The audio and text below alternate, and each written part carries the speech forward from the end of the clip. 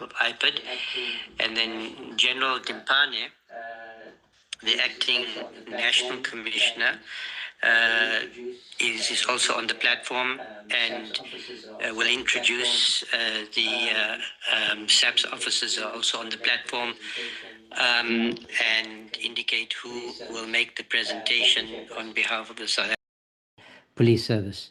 Thank you, Chairperson. Thank you very much, Minister.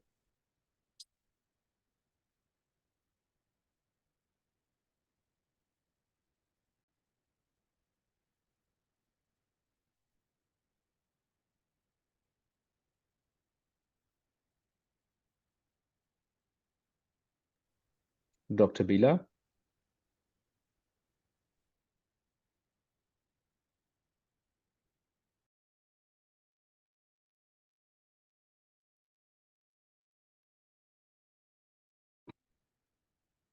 Thank you, Chair, and good afternoon to yourself and afternoon to committee members and also to Honorable Minister. Thank you very much. Of IPID, or I could try and that the police taken by SAPS against members and has gone up. Is there someone that can second that?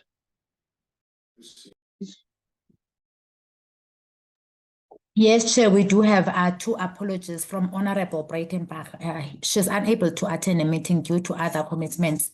And then Ms. Mokoena, she will join the meeting later as soon as she lands in Cape Town. Thank you very much, Babalwa. As you've already said, we do have quorum. Colleagues, I would like to then begin with brief opening remarks. I would like to first start by welcoming all of the honourable members, the team from the South African Police Service, as well as from IPID, and then, of course, the Acting Minister of Police and the Deputy Ministers that are joining us today. I see a hand has gone up. Honourable Nkalipi, you're welcome.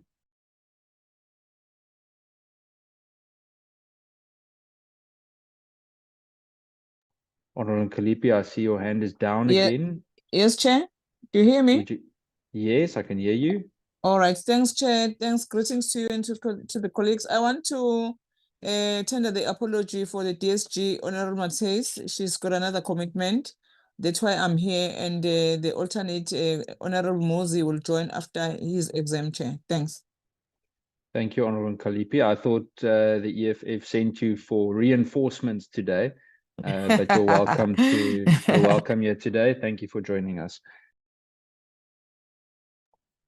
Colleagues, so apart from welcoming, I think first of all I'd like to start by saying the discussion today is not about political theatre. The focus is to discuss and interrogate whether every South African Police Service member is subject to the same rules, the same discipline, and the same consequences. And I think that's the issue at the center of today's discussions. The committee is dealing with the IPID report on the Phala matter, and specifically with the actions taken by SAPS against members implicated in that specific report. And we're not here to investigate the president per se, and we're not here to deal with matters outside the committee's mandate. Our role is quite simple. Where SAPS members are alleged to have acted outside the law, outside SAPS prescripts, or outside proper reporting lines, Parliament must ask the hard questions.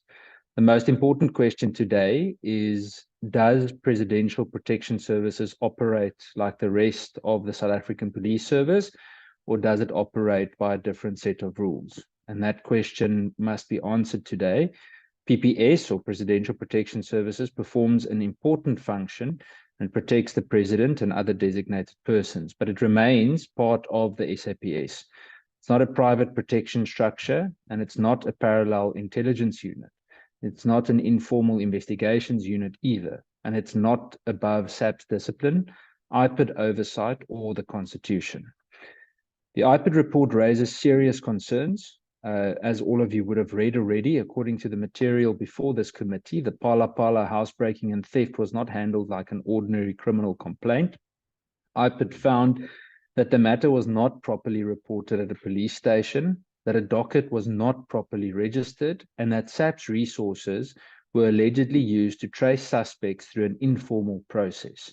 IPID also identified the head of Presidential Protection Services and another SAPS member as central to the disciplinary recommendations. If a station-level member did this, there would be consequences and likely far more urgent too. If an ordinary detective failed to register a docket, conducted an informal investigation, or used state resources outside the proper chain of command, or gave false reasons for official travel, SAPS would be expected to act. The public would expect the South African Police Service to act, and this committee would also expect the SAPS to act. So why does it look different when senior officials in PPS are involved? That's the crux of today's meeting.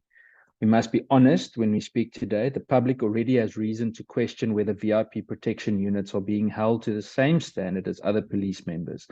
The country saw the incident involving the so-called VIP 8 linked to Deputy President Paul Mashatile's protection detail.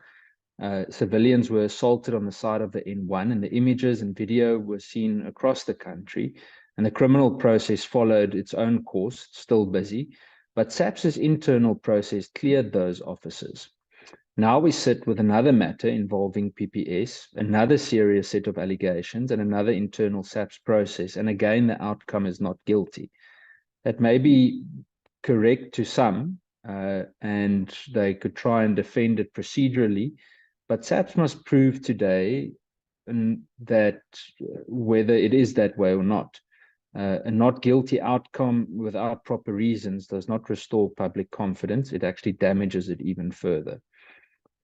A closed internal process cannot be a final answer to Parliament. The committee cannot accept a situation where IPID does the work, makes the recommendations, and SAPS then runs an internal process that produces no accountability and little explanation. If that's allowed to continue, then IPID recommendations become paperwork, and they do not become consequence management. And that is not a small problem. The attached research that we have circulated amongst our members reminds us that IPID recommendations are meant to be one of the key tools for police accountability, but their value depends on whether SAPS implements them properly. I would like to remind you before we start that between 2020 and 2021 financial year to the 24-25 financial year, IPID referred 4,500 disciplinary recommendations, and only 1,100 disciplinary convictions were recorded. That's only about 26%. This is not only about Phala, it is about whether the accountability system works. And today, we must also ask whether seniority changes outcomes. Does rank affect speed of discipline? Does proximity to political office affect the seriousness with which SAPS acts? And does embarrassment to the institution influence how disciplinary matters are handled? These are the uncomfortable questions we need to ask. And then I'm almost going to close. I just want to be clear. We're not calling for predetermined guilt as a committee. We're simply calling for transparency, consistency, and credible consequence management. If Major General Roeder was properly cleared, SAPS must show us why and how. If IPID's findings were wrong, SAPS must explain where and why. If the disciplinary process was sound, SAPS must place enough detail before this committee for us to assess that. But if this was another internal process designed to make a difficult matter disappear, then this committee has a duty to say so and investigate that. The public cannot be told that ordinary South Africans must trust the South African Police Service while senior officers in politically sensitive units appear to continue without consequence. Trust cannot be rebuilt through statements. It's rebuilt through visible accountability. So we want direct answers today. The Presidential Protection Services is subject to the same rules as every other SAPS environment member. SAPS must demonstrate that today. If it cannot, then Parliament does ask whether there is a culture of impunity at the very top of police protection services. I would now like to invite the relevant entities, and I'll introduce them now, to present and brief the committee. I ask that both institutions, IPID and SAPS, deal with the facts directly and assist the committee in understanding how this outcome was reached. I would also like to ask any of the honourable members, as well as any of the officials, Minister of Police, Deputy Ministers of Police, to please, when you speak, switch on your camera. I've received several requests from the different broadcasters that have joined us on this meeting, and I would like to assist in broadcasting the matters discussed, where they ask that we please switch on our cameras when we speak. With that is my opening remarks. I would like to hand over to the Acting Minister of Police, Minister Kachalia, to introduce the team, firstly from IPID, to do the relevant presentation, after which I would then allow for the presentation by the South African Police Service to also take its course. The reason that we will allow the minister to introduce in that way is to make sure that we have all the information from the presentations before we engage in discussion, which I will explain a little bit later. Minister Kachalia, if you would like to do the introductory remarks before introducing the team. Thank you. Good afternoon, Chairperson Cameron, and members of the committee. Thank you, Chairperson, for your opening remarks, which I thought appropriate. Let me introduce two deputy ministers who are on the platform. Deputy Minister Matale and Deputy Minister Dr. Bushelo are on the platform.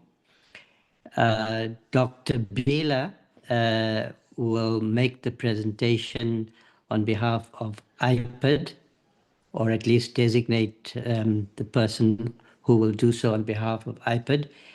And then General Dimpane, the acting National Commissioner, is also on the platform and will introduce the SAPS officers are also on the platform, and indicate who will make the presentation on behalf of the South African Police Service.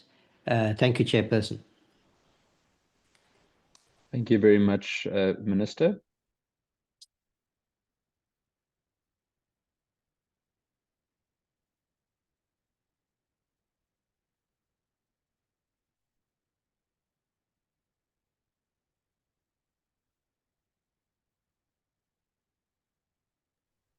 Dr. Bila.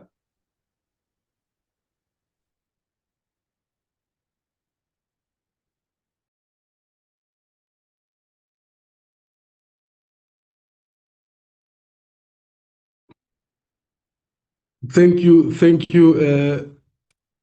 Chair, and good afternoon to yourself, and afternoon to committee members, and also to Honorable Minister DM Matali and Dr. Bushiel.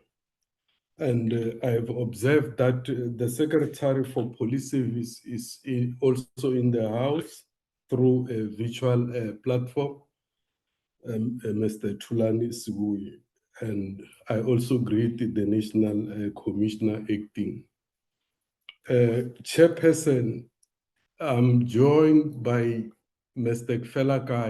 Mr. Phala is the acting head of investigation within IPID, and I'm also with Mr. Stephen Ramafuk, who advise on complex matters in relation to the legality.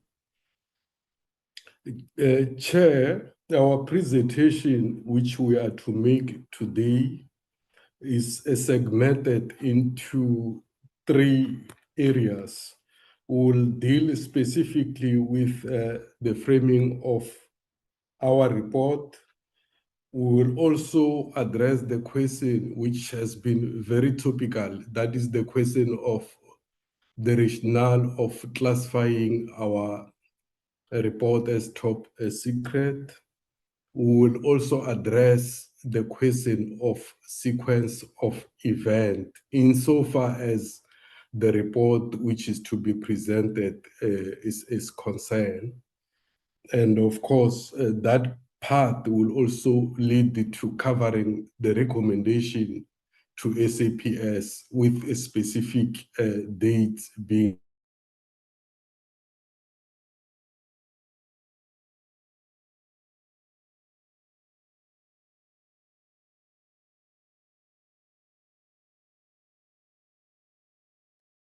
Dr. Bila, can you hear us? Or you've gone static?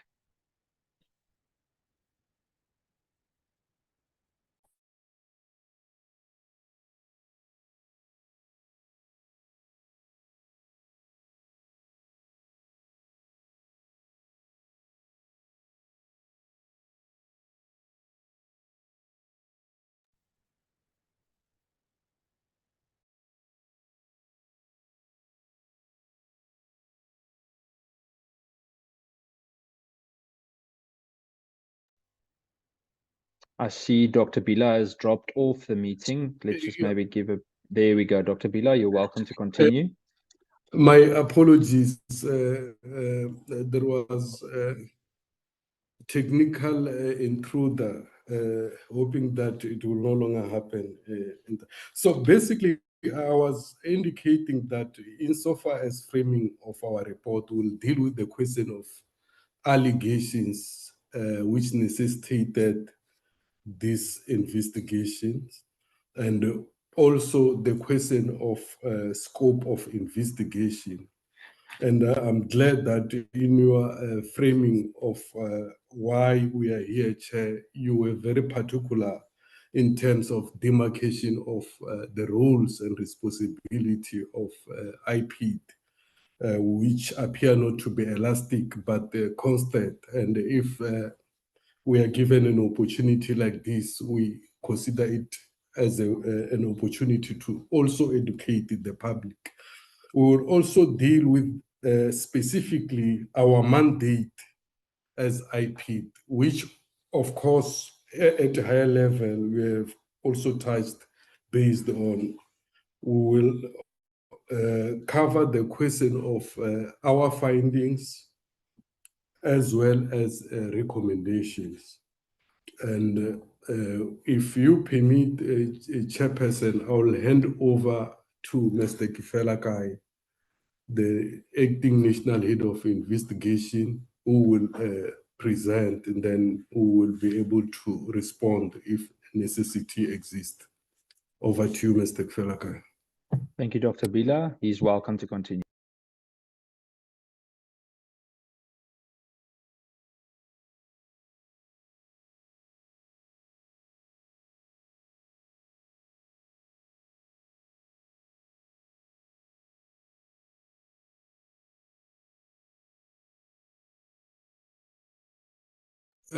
Chairperson, we have requested somebody to flight, and we are waiting for such an individual, our support team, to flight the presentation so that at least we are able to save time. Thank you, Dr. Bila.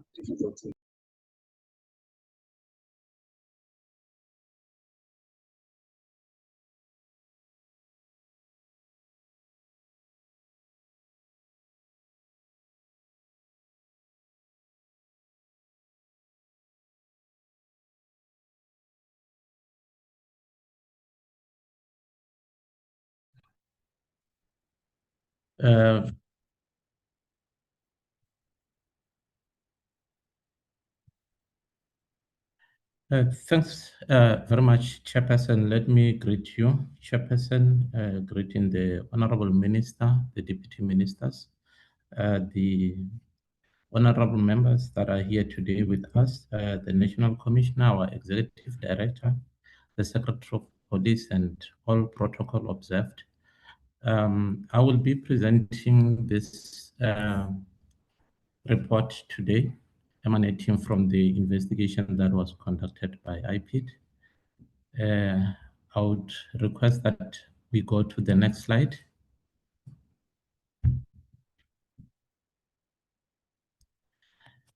Chairperson, we have got the framework here. We'll talk to the purpose, the framework of the report.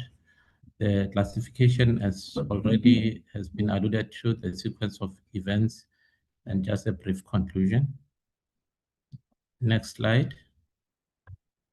Chairperson, the purpose of this presentation is to provide Portfolio Committee on Police with a comprehensive briefing on the progress, scope, and the key consideration of the IPID investigation into the Phala matter. The presentation is intended to support the committee in fulfilling its oversight responsibility. Next slide. The framework investigation report is intended to address the following: the allegations of police misconduct investigated by IPID into the Phala farm matter, the scope of the investigation as conducted by IPID, and the mandate of IPID, and the key findings and recommendations. Next. This report addresses complaints lodged by the Honorable Violetu Zungula. The allegation relates to the conduct of the head of the Presidential Protection Service, Major General Ruode, in alleged collaboration with senior SAPS official as detailed in Mr. Arthur Fraser's affidavit. The affidavit, which was submitted to IPID by Honorable Zungula, formed the basis of the investigation into alleged police misconduct in the Phala matter.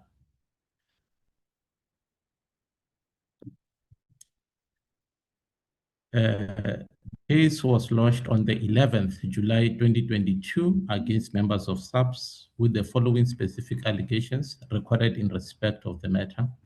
A, being failure by police officials to report crime in terms of the Prevention and Combating of Corrupt Activities Act 12 of 2004, not reporting prescribed offenses in terms of Section 13, subsection 2 of the SAPS Act 68 of 95, conduct an undercover investigation, unlawful apprehension of suspects, unlawful handling of stolen loot, including not reporting to the SAPS, unlawful collaboration of former SAPS members, serving members, SAPS Crime Intelligence Unit, F, unlawful interrogation of suspect, G, kidnapping, assault, and torture, and H is unlawful border crossing by Major General Ruode, I, unlawful use of official government resources, bribe of suspects to conceal the events that took place at Phala on the 9th February 2020.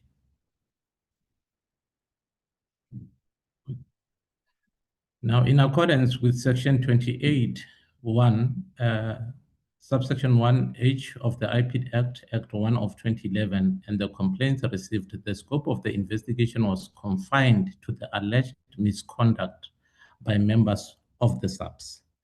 The Directorate for Priority Crime Investigation, the Hawks, was responsible for conducting the criminal investigation into the matter.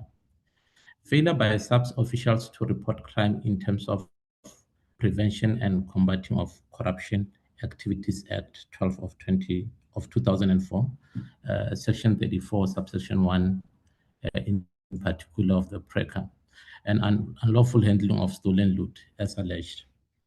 The investigation were deliberately structured to avoid duplication, with IPID, the Hawks, and the Public Protector coordinating and sharing information to ensure each institution operated within its respective mandate, thereby preventing overlap and promoting efficiency.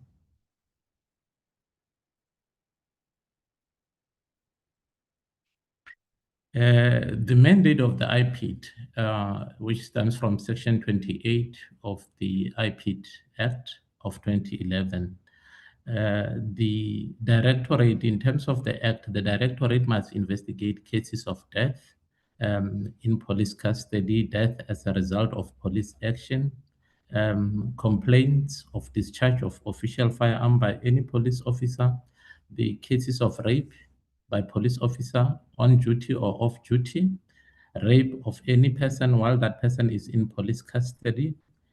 F is complaint of torture or assault against a police officer in the execution of his or her duties. And then we have got the G that talks to corruption. And then H, which is highlighted, rather bolded in black. Any other matter referred to it as a result of a decision by the executive director, or if so, requested by the minister, an MEC, or secretary, as the case may be, in the prescribed manner. The directorate may investigate matters relating to systemic corruption involving the police.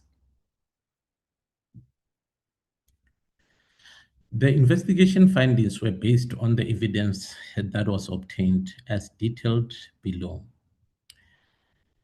On the slides that will follow, A up to D, I want to indicate that these are the areas where in the investigation could uncover that there could be some wrongdoing on the part of the police. And then E to F, we found nothing that we could link to the police, and the other two would then relate to the matters that were dealt with by DPCI. A, not reporting prescribed offense in terms of Section 13, subsection 2 of the SAPS Act of 1995. The investigation established that Major General Rode did not report the offense to the then National Commissioner, General KJ Sithole. 2, Major General WP Rode failed to register or ensure the registration of the case docket relating to the housebreaking and theft. B, conduct an undercover investigation and lawful apprehension of suspects. Major General Rode conducted interviews with the alleged theft suspects, Ms. Florina Joseph and David Joseph, in connection with the housebreaking and theft of the cash at the Phala farm. The IPID investigation established that an individual identified as Mr. Nick arrived at the farm accompanied by another alleged suspect, Thomas, whose hands were restrained with cable ties. Mr. Nick arrived while Major General Rode was conducting interviews with Ms. Florina Joseph and Mr. David Joseph. C, conduct an undercover investigation and lawful apprehension of suspects. Constable Ricardo was informed by Mr. David Joseph, his alleged source, on 4th March 2020 that other suspects were in Cape Town. On the 7th March 2020, Constable Ricardo traveled to Cape Town to meet with Major General Rode in pursuit of the suspects. Constable Ricardo confirmed that he was instructed by Major General Rode to proceed to various areas in Cape Town to identify and survey the addresses of the suspects. D is an unlawful use of official government resources. The activities described in paragraph B, among others, involved the alleged unlawful use of state resources.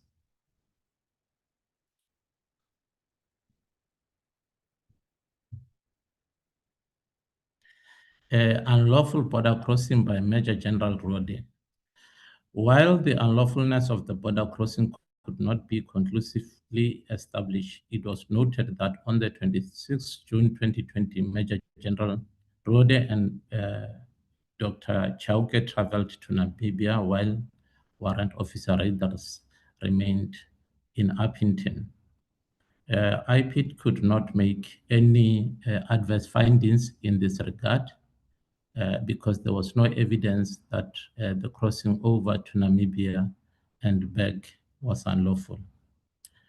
kidnapping, assault, and torture. On the 15th August 2022, IPID established that a kidnapping case had been opened at Bela Police Station under Case 7803-2020, which was subsequently withdrawn by the alleged victims and the complainant. IPID could not make any adverse findings in this regard because the case was withdrawn by the complainants and the victim.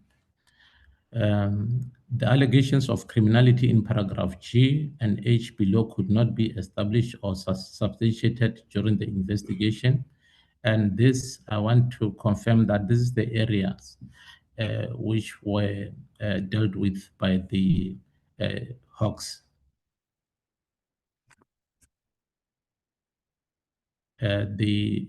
The two relates to unlawful collaboration of former SAPS members, serving members, and SAPS crime intelligence unit, bribery of suspect to conceal the event that took place at Phala on the 9th January 2020. Next slide. Based on the evidence obtained in the case file, IPID, having conducted a thorough, independent, and impartial investigation in accordance with its legislative mandate, established findings of misconduct. IPID accordingly recommended that disciplinary proceedings be instituted against Major General Riode and Constable Rekoto in terms of the SAPS disciplinary regulations of 2016.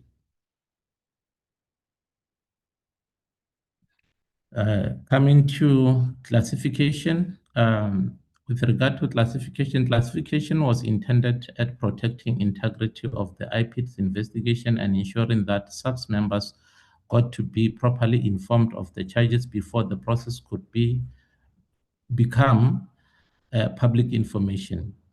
Further, prior to the implementation of the disciplinary recommendations, SAPS members identified for disciplinary recommendation had to be treated fairly by avoiding their names being flagged in the media or other platforms prior to them being informed of the process. The Hawks and the Public Protector were also conducting the investigation on this matter, albeit for different scopes. There was a need to ensure that the Hawks' criminal investigation is not unnecessarily undermined.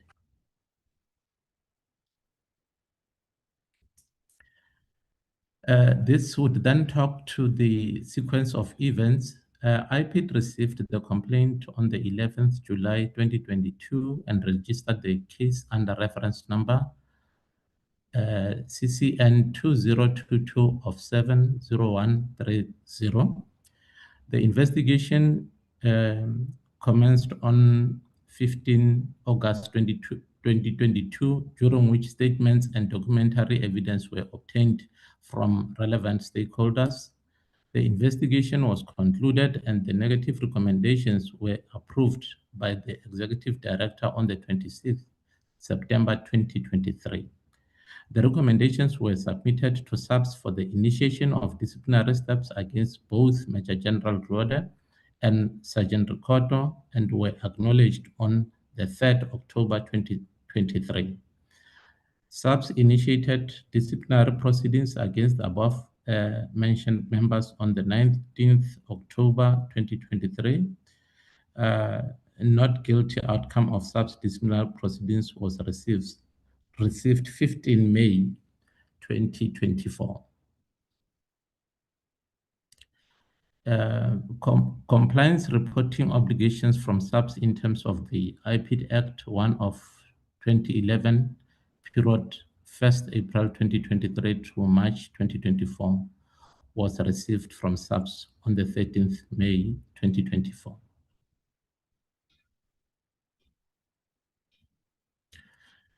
In conclusion, IPID will continue to conduct independent, impartial, and quality investigations of identified criminal offences allegedly committed by members of the South African Police Service and the Metro Police Service, and to make appropriate recommendations in line with the IPID Act, whilst maintaining the highest standard of integrity.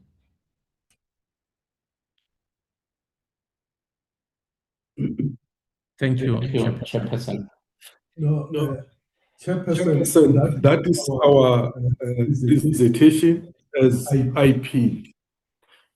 But what I need to emphasize, Chair, is that out of 8 allegations which were highlighted, we could only substantiate 4. And of course, there are 2 which appear to have been unsubstantiated as a result of our outcome. And 2 of those were looked at by the DPCI, informally known as the Hawks. So it is very critical that we note that as we engage on our report. Over to you, sir. Thank you, Dr. Bila and the team for the detailed presentation. I've noted the hand of the Honorable Skosana. Honorable Skosana, do you want to ask a quick question?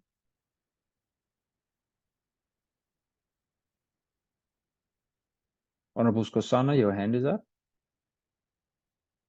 You're muted, Honorable Skosana.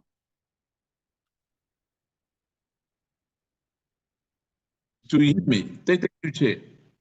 Yes, Honorable Skosana. Yeah.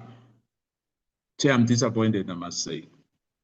Very disappointed. But I'm not sure whether we are starting now or you wanted me to start by asking, or we'll ask later. I'm going to give you an opportunity. Thank you, Honorable Skosana. I just want SAPS to do their presentation as well, because then we've got both presentations on the table, and then it'll give members the opportunity to ask more detailed questions where it might actually touch on both institutions. Dr. Bila and Mr. Kefelakai, thank you for your detailed presentation. Minister Kachalia, if I may hand over to you to introduce the National Commissioner, Lieutenant General Dimpani, the Acting National Commissioner, to lead us in the SAPS presentation. Minister? Thank you, Chairperson. In fact, I did introduce General Dimpani at the very beginning and indicated that she would designate the person who would make the presentation on behalf of SAPS. But there's also the head of the DPCI, General Khumalo, no, General Nkosi. I'm not sure if he's on the platform, but he may be making the presentation on behalf of the DPCI. Thank you very much. Thank you very much, Acting Minister. General Dimpani, General Nkosi, if I may hand over to you.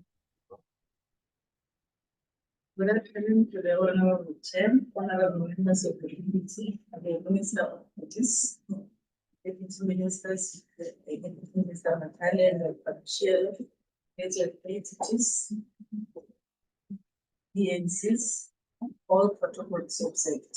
Chair, our report is very short, led by Lieutenant General Kua.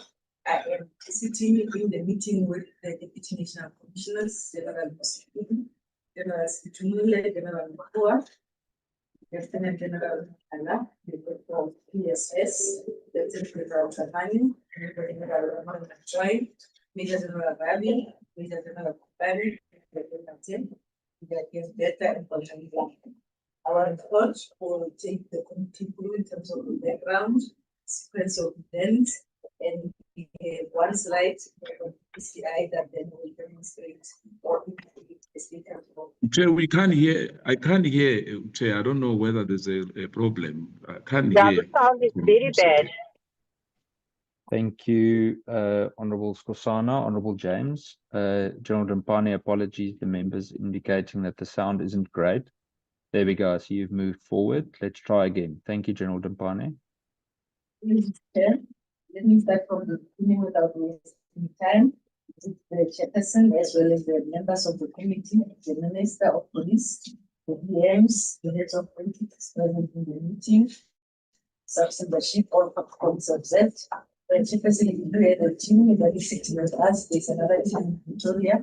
I am with the Deputy National Commissioners, General Msikidi, General Secretary, and Huawei CIS, General Phala, the head of PSS, General Zamani, our girl head, Major General Joy, Lieutenant General Natikili, Team Major General Radi, Major General Gani, Major Mati. Apologies, Chair. It's Moses Khoza from the Economic Freedom Fighters. Chair, Yes, Honorable Khoza. it's very much unfortunate that we can't hear anything. So perhaps maybe if we can have a better way where I we see, can Honorable Khoza. Thank you. I assist see that. I see address- someone is adjusting the microphone. Let's try. Otherwise, we might need to add an additional device to hear it. Let's just give a Honorable second. Chair. Yes. Honorable Chair. Yes, DM. There we go. Yes, DM Boshelo. Yeah. If we can allow them to switch off the video, maybe the audio will be a little bit better. Thank you. Thank you, DM. Chairperson, can I just test the mic now? That's much better. I think that was General Rabi. It sounded much better, General.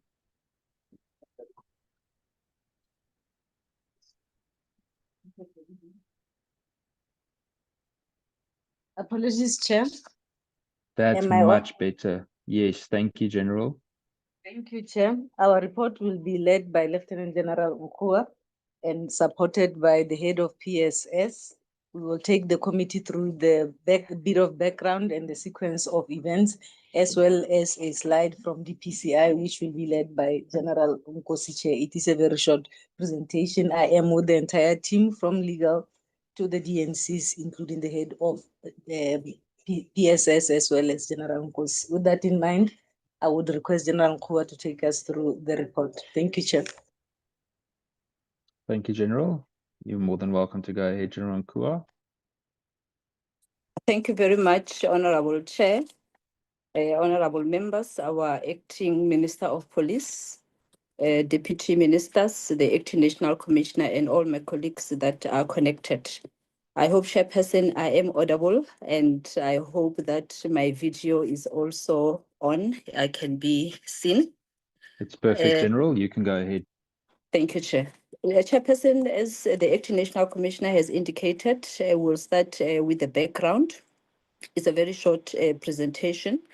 And as the SAPS chair, we became aware of the allegations of misconduct against General Rode and Sergeant Rekhoto in 2022. And these allegations involved an improper investigation into housebreaking with an intent to steal and theft of cash in foreign currency that took place on or about the 9th of February 2020 at Phala Farm Waterberg in the Limpopo province. Investigating officers were appointed, Chairperson, to conduct an internal disciplinary investigation against the employees, as it is required by our disciplinary regulations. Whilst the investigation was ongoing, we received a public protector's report, which also necessitated that the scope of the investigation be extended to include the contents of the public protector report. And later on, Chairperson, we also received a recommendation from IPID. We received it on the 3rd of October 2023. And once again, the then commander of both the colleagues extended the scope of the investigation to include the IPID recommendations. Then the next slide, Chairperson, will talk to the sequence of events. If you can move straight to the sequence of events relating to General Rode. The then Divisional Commissioner of PSS, Chairperson, appointed an investigating officer, as I've indicated, to conduct an investigation against General Rode on a letter dated the 5th of September 2022. Then the public protector's report into the allegations of improper conduct against member of SAPS, dated the 30th of June 2023, was received, and the letter was acknowledged and responded to on the 25th of August 2023. The IO finalized the investigation, Chair, on the 6th of July 2023 and recommended that the disciplinary steps against General Rode be instituted. And once again, we received an IPID recommendation with that reference number. And IPID also made a recommendation that steps must be initiated against General Rude as well as Sergeant Rehoto. And this report was received on the 3rd of October 2023. A letter was submitted to the Executive Director, Chair, informing IPID that we have initiated the disciplinary proceedings, and these proceedings was already initiated or implemented prior to the receipt of the IPID recommendation. Upon finalization of the investigation, which recommended steps to be taken against General Rude, the supervisor appointed a designated functionary on the 23rd of October 2023 to conduct an expeditious process in terms of Regulation 9.1 of the Sub-Discipline Regulations of 2016. On the 14th of February 2024, Regulation 9 functionary finalized the expeditious process and found Major General Rude not guilty on all charges. A report in terms of Section 30 of the IPID Act was delivered to the Office of the Minister of Police, to the Civilian Secretariat of Police, as well as to IPID on the 13th of May, as it is required by the IPID Act. Next slide is a sequence of events relating to the matter of Sergeant Rehoto. The supervisor appointed an investigating officer to conduct an investigation against Sergeant Rehoto on a letter dated the 16th of August 2023 for alleged misconduct in terms of the Sub-Disciplinary Regulations of 2016. The investigating officer finalized the investigation on the 24th of August 2023 and completed a substantiated report with findings that there was a prima facie evidence in which Sergeant Rehoto had to be subjected to an expeditious process as contemplated in the Sub-Discipline Regulations of 2016. A Regulation 9 functionary was appointed to conduct the expeditious process on the 8th of March 2024, and the matter was finalized on the 12th of March 2024, and Sergeant Rehoto was also found not guilty on all charges. And once again, a report was submitted in terms of the IPID Act on the 13th of May 2024. So the next slide is just giving in summary, Chair, what was recommended by the two institutions, the Public Protector as well as by IPID. Public Protector made 3 recommendations, Chairperson. The first recommendation was that steps must be instituted against the employees. The second recommendation was that the division must develop a VIP incident management policy. And the third recommendation was we must bring to the attention of all the members of the division PSS the contents of the national instruction relating to the registration of cases on case. We can confirm, Chairperson, that all the recommendations made by the Public Protector were complied with. IPID made 1 recommendation, Chair, that steps must be instituted against employees, and we can confirm that the IPID recommendation was also complied with. That is all, Chairperson, in as far as the disciplinary processes are concerned. I'm now going to hand over to, with your permission, of course, Chairperson, to Lieutenant General Nkosi to take the committee through the status of the criminal proceedings. I thank you. Thank you, General. General Nkosi, you're welcome.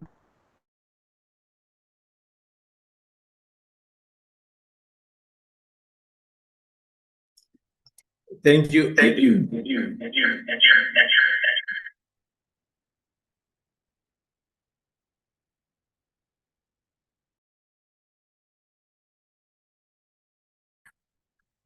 Thank you very much, Chairperson, for the opportunity. Just want to switch one budget. Sorry, General, there's a really bad echo when you speak. I don't know if there's another speaker on in your office, possibly. Let me try.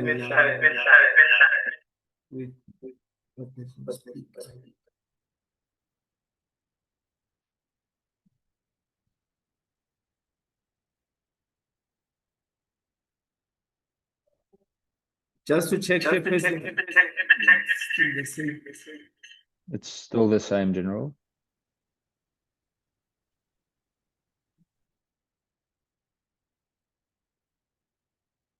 Well, I wonder what are the problems. You don't have any other budget agency.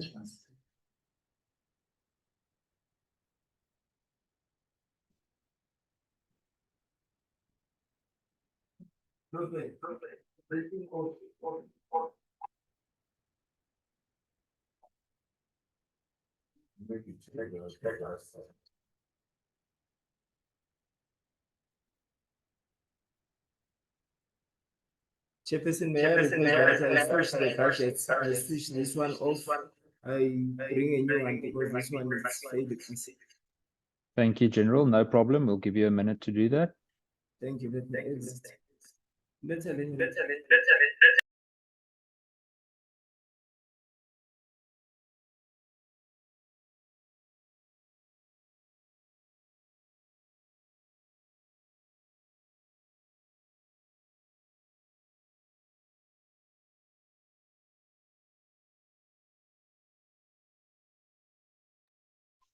What is happening, Chair?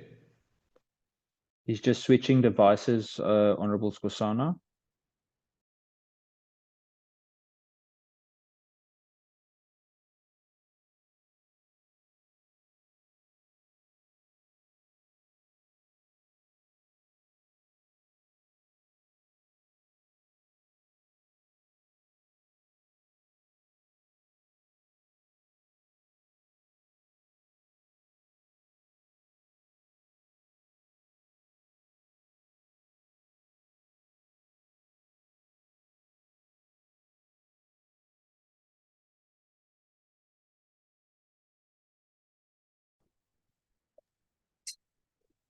General, Chairperson, just to check whether much I better. am back and audible now.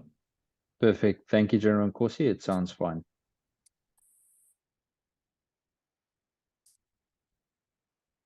Thank you very much, and my apologies.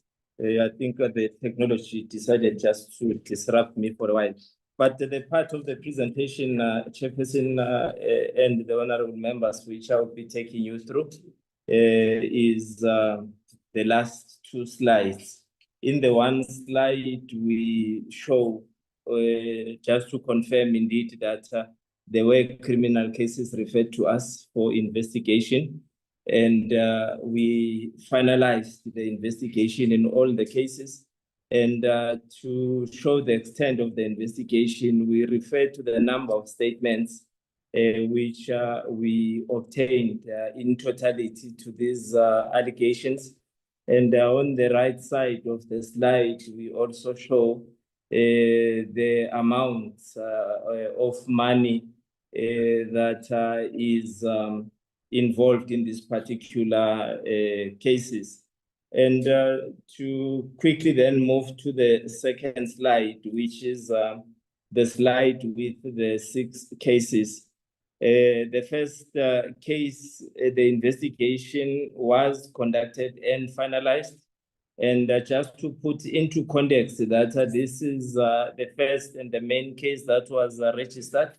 They were offenses of corruption, money laundering, kidnapping, and assault as part and parcel of the charges that were initially registered for investigation. So we conducted thorough investigation through the PGI, the prosecution guided investigations, and we submitted this case to the NPA, of which it was then considered, and ultimately the DPP declined to prosecute. And then the second 2 cases on the very same slide, these are the cases which are currently before court.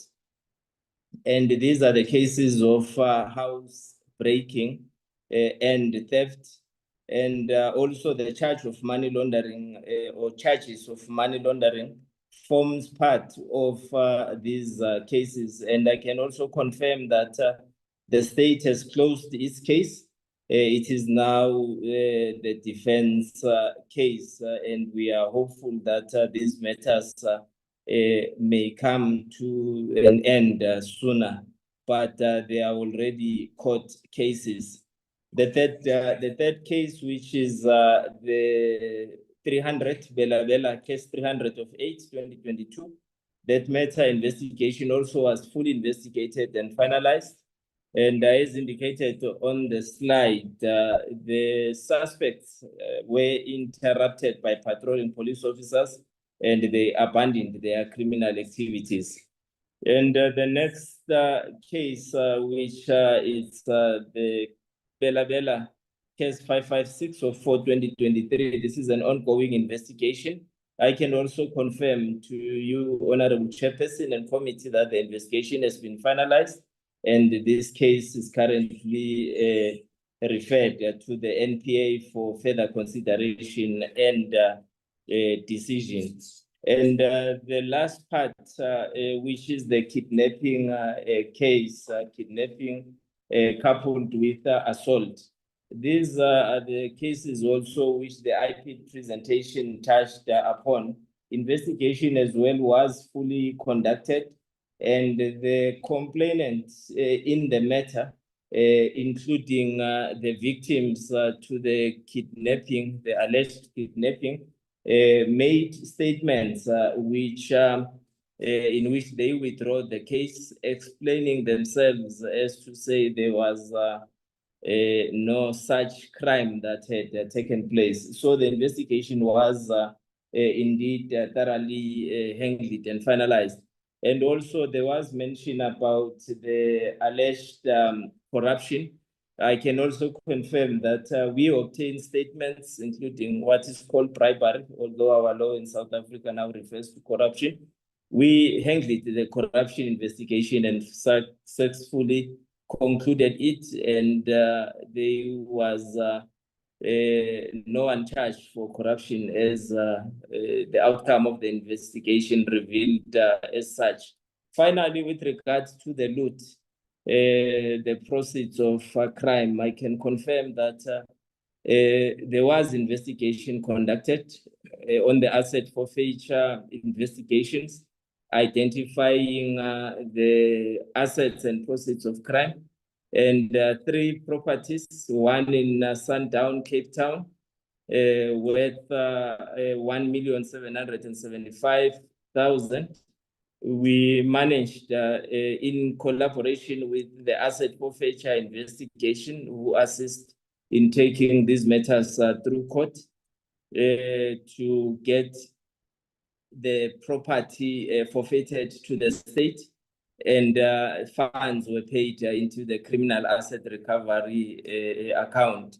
Then we also had a property in the Western Cape, Kraaifontein City, worth also 300,000. Again, here we just await the CARA payment, but the forfeiture order has been granted by the High Court. The last property is at Tabane, West Extension, Township in Northwest as well. There was property also, a forfeiture order was granted by the High Court, valued at 980,000, and also we just awaiting the CARA payment. This is just to show that the extent of the investigation went beyond the crimes that were initially reported. I can just pause there. I think we have tried to clarify to the committee as far as it relates to the current status of the criminal cases. Thank you, Honorable Chairperson. Thank you very much, General Nkosi. I would just like to check with Acting Minister Kachalia whether there are any further remarks from the team before I open the floor for members to start with questions and discussion. Thank you, Chairperson. I think it would have been helpful if General Nkosi had indicated, insofar as there are ongoing investigations, which charges and against whom those investigations are directed. But I would just like to say that As far as the independence of IPID is concerned, there have been suggestions that there has been executive interference in the work of IPID, both with regard to the investigation and the classification. And with the classification, when the classification decision was made, and then the decision to declassify. And I would like to take this opportunity to make it clear that throughout this process, the independence of IPID has been respected, and I believe that can be confirmed by Dr. Bela. I can also confirm that there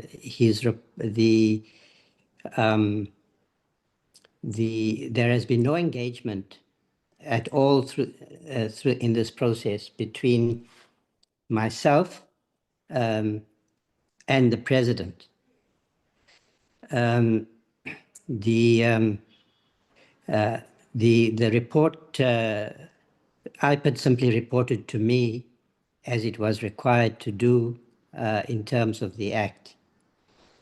There have been a number of investigations, concurrent investigations by, as we've heard today, by the public protector, the DPCI, and in these investigations, both the Reserve Bank and the revenue authorities have also had some role. So it does appear to me that we should be examining the extent to which what has been an extensive investigation has been underway. In your opening remarks, you did indicate a concern which I think is entirely appropriate, which is whether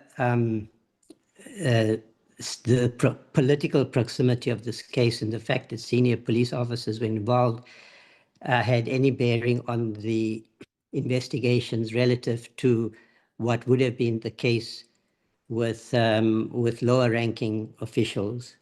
But one can see that actually, without commenting on the outcomes, that in fact this matter has received quite extensive consideration from an investigation point of view. But otherwise, I have no commitment, no other observations, and I'm looking forward to hearing the questions that will be put to IPID, the South African Police Service, and the DPCI. Thank you, Chairperson. Thank you, Acting Minister. Colleagues, I'm going to open the floor to the members to engage. I would like to indicate that as per the norm, we will give 5 minutes per member. Remember that it's not the only opportunity that you will have to engage. So you can come back and ask more questions. Please make a note if one of your questions are not answered, and then I can come back and ensure that you do get the relevant answer. I would also then just to also ask that every member, when you speak, please switch on your camera, as noted earlier, for the sake of broadcasting. And then lastly, make sure you indicate whom you're asking the question to. So make sure if it's an IPID related question, you're asking it to IPID, that there's no confusion about that. I'm going to, before I allow the first members, I will put the timer on again, and I will then, I've already noted the Honourable Kola Barnard, after which Reverend Meshwe, after which the Honourable Skosana and the Honourable Muela. If you put up your hand, there we go, the Honourable James and the Honourable Zungula. I will, if someone does put up their hand as we move, I will note that. If I miss it, please just remind me or send me a message. Start with the Honourable Kola Barnard. Thank you very much, Chair. Yeah, first to the SAPS. Does the SAPS use previous disciplinary outcomes or even sanction guidelines to ensure consistency in cases involving similar misconduct? That's the big question that's being asked. Is there special treatment given to someone perhaps of a higher rank? So that is an issue.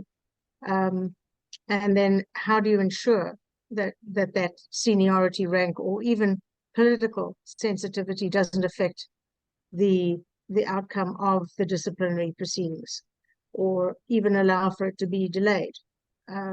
Those are questions straight to the SAPS. And then on specifically to the Phala matter, what range of sanctions is available if the members are found guilty on Regulation 5.3 provisions, and what factors will SAPS usually consider in determining an appropriate sanction? And also, if SAPS could please provide reasons for the not guilty finding. I think that's a big question I'm asking myself. And did you then dispute the factual findings made by the IPID, or was the disciplinary outcome based on procedural, evidentiary, or legal considerations? We've seen this in countless times where someone is found to be guilty on one side, but it goes to the SAPS and internal investigation and hearing finds them not guilty. So it is a huge issue. No matter what is being said, it's an issue. It always has been an issue. It's still an issue. So let's try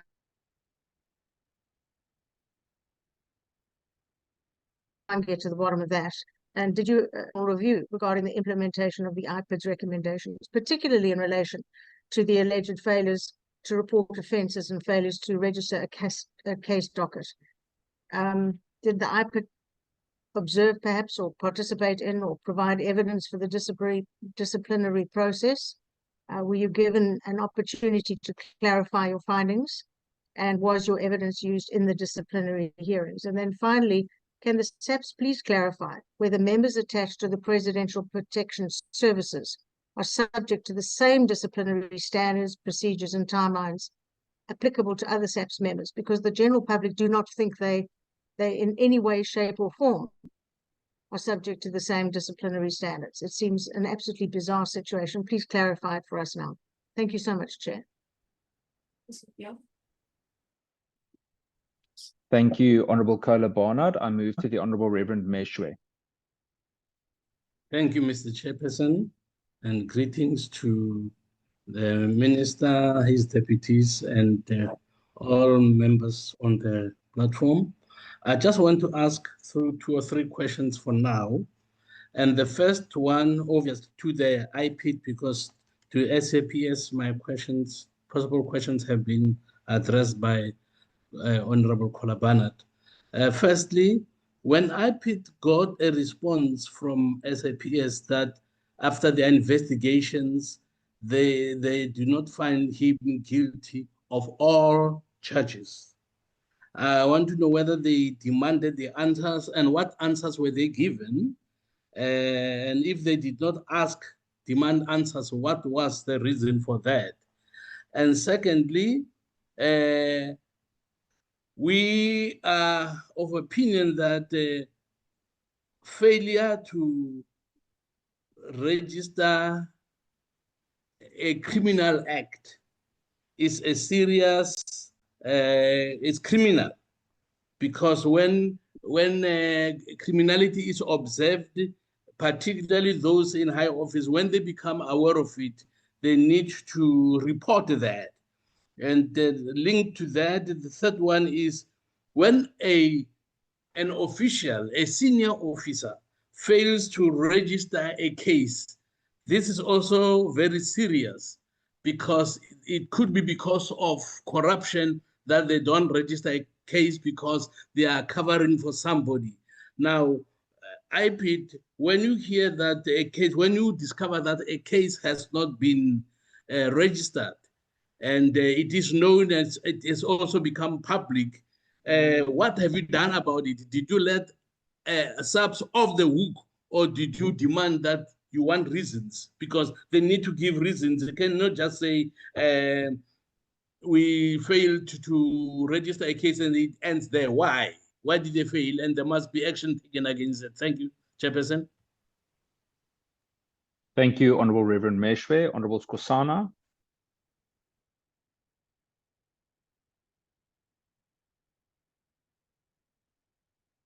Thank you, Chair. Chair, good afternoon to the deputy ministers, to the acting National Commissioner and the top management of the South African Police Service.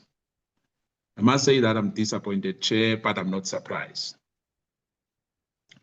that, you know, the IPID we are talking about,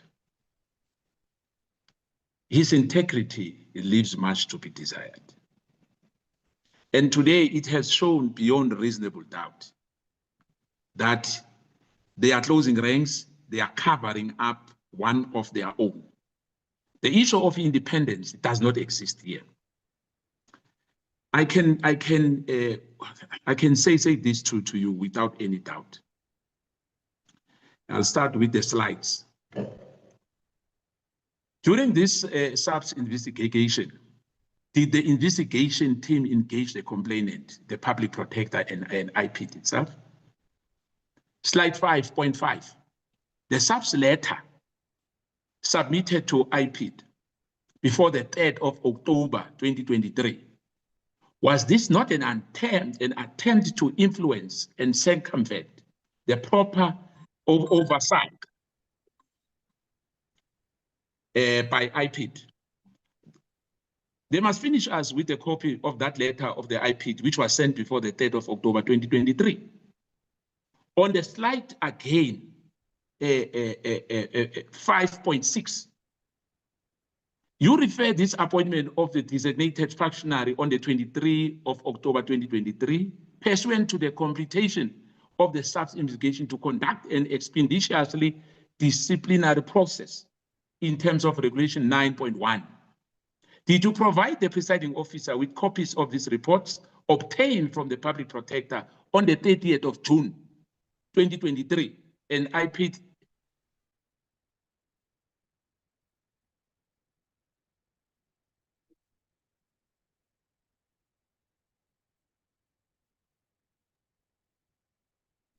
Honorable Skosana, can you hear us?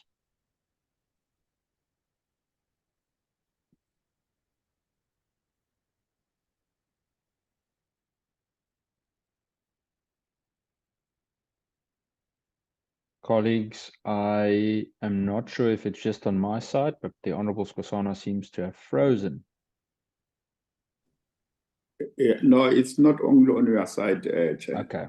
Thank you, DM. I will come back to the Honorable Skosana. He still had about 2.5 minutes left. I will then move to the Honorable Muela.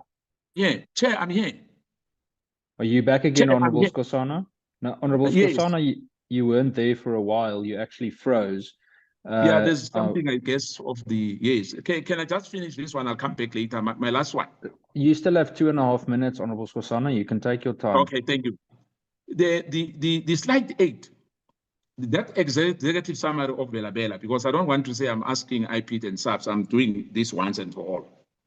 This executive summary of Bela, case 9306, 2022, that they declined to prosecute, they NOLA prosecute. Can you please confirm if the NPA issued that NOLA prosecute on the 10th of October 2024? I want to have that in writing. Who are these two suspects that remain outstanding, and where are they? What efforts have been made to locate the whereabouts? Can you please confirm that such investigation has confirmed the stolen foreign currency, an amount approximately $580 US? Can you confirm that SAPS indeed can confirm this amount? How is that the finalized SAPS investigation, yet they state that it remains ongoing in the respect of Custom Exercise Act? And the issue that, well, I think it's General Nkosi, if I, no, I don't think it's General Nkosi. I think when they said that the issue of Dr. Benjamin Chauke and Rode, they didn't find any guilty that they crossed the country illegally. Can they confirm that they crossed the country legally? Can we have that evidence that they've crossed the country, they went to Namibia legally? We want evidence to that. We want paperwork on that. We don't want gossip on that. Because I can tell you, Che, that there's a lot here in this matter. This Phala matter. I can rest assured IPID will deal with that, Che, in our impeachment committee. All these shenanigans, all these cover-ups, which I suspect that this matter was not dealt with appropriately. And indeed, men and women, some of them, unfortunately, because some, they want to save their jobs, so they have to save. I mean, our law is very, very simple, Chair. And I think, Reverend Mesho, I just want to say that if something has happened to you, Chair, or anyone in this country, because we are all equal before the law, the president, they stole his money. He was supposed to be the one who's opening a case, not sending General Rode. General Rode is not there to cut the pockets of the president. Thank you. I mean, himself is equal to everyone here. He was supposed to go to the nearest police station and open a case against whoever that he has lost money. But that money as well is for foreign currency, which is not supposed to have. It's a fact. Thank you, Honorable Skosana. Thank you. Honorable Muela. Thank you very much, Chairperson. Let me also join my fellow honorable members to welcome both reports from the IPID, from SAPS and DPCI, and also start by acknowledging the presence of the Minister, DM Dr. Bushielo, DM Matale, Dr. Bila, General Ngozi, and also the Acting National Commissioner, General Limbani. I also have few questions, Chair, in relation to both presentations that have been made here today, that I will need clarity on with regard to the presentation. The first question, clarity question, Chair, will be referred to IPID. The IPID investigation has established that a misconduct occurred and there was an answerable case, including failure to report crimes and authorized undercover operations.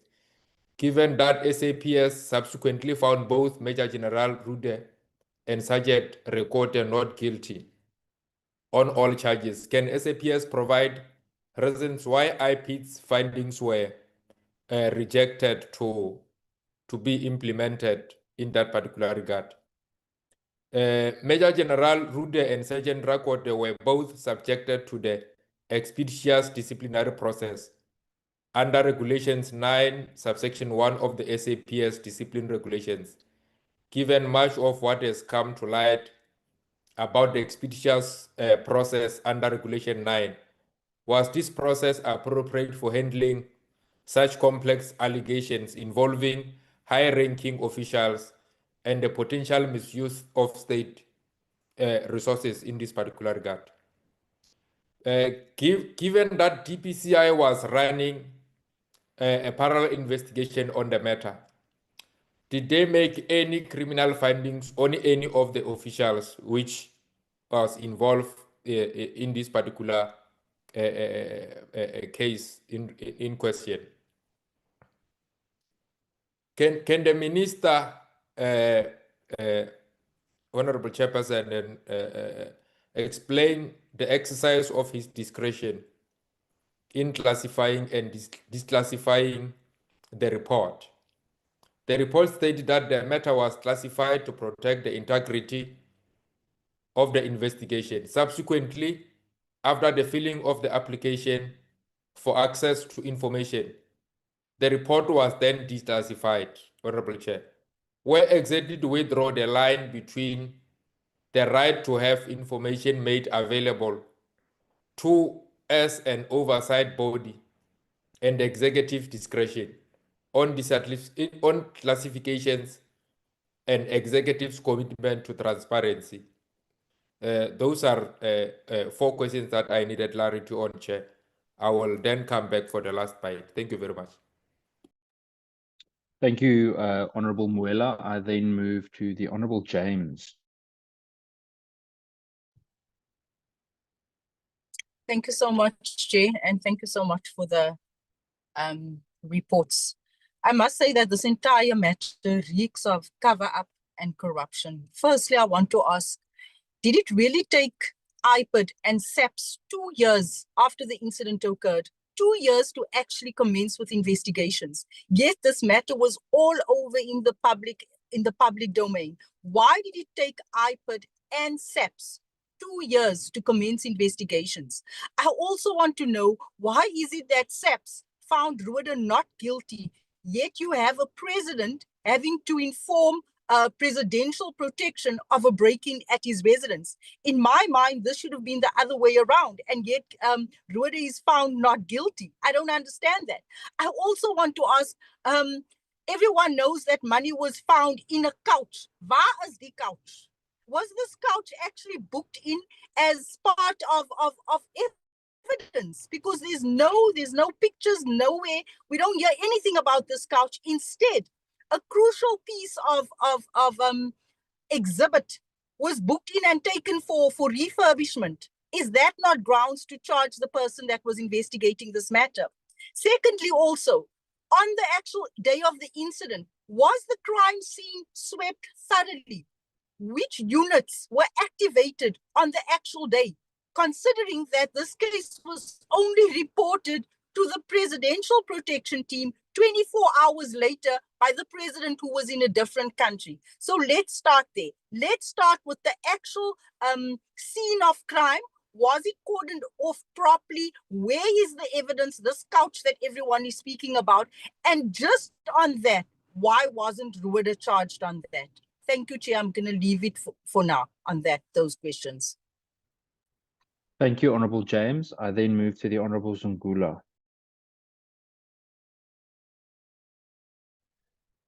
Thank you, Chair. I wish Honourable James would have given me the 2 minutes she had outstanding.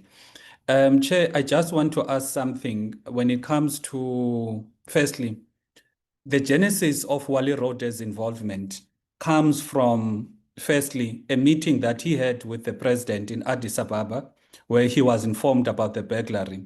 Following them in Hyde Park, where the president was informed about the amount that was stolen. Again, if you read the statement issued by the presidency on the 2nd of June 2022, where it says, once the president knew about this, he then informed Wally Rhodes to look into the matter for investigation purposes.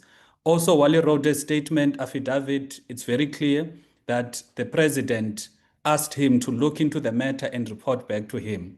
Now, on the IPID report, which is 4.14 and 4.15, I just want to ask a direct question to IPID. That can you confirm that in the private farm of the president of South Africa, Mr. Ramaphosa, the alleged suspects that stole undeclared dollars from the president were kidnapped and tortured by the head of the protection unit, which is Mr. Wally Rhodes, after President Ramaphosa informed the head of the PPU to look into the matter? So that is the first question I wanted to check. The second question is, when it comes to the report, when was the report shared with the minister and the president?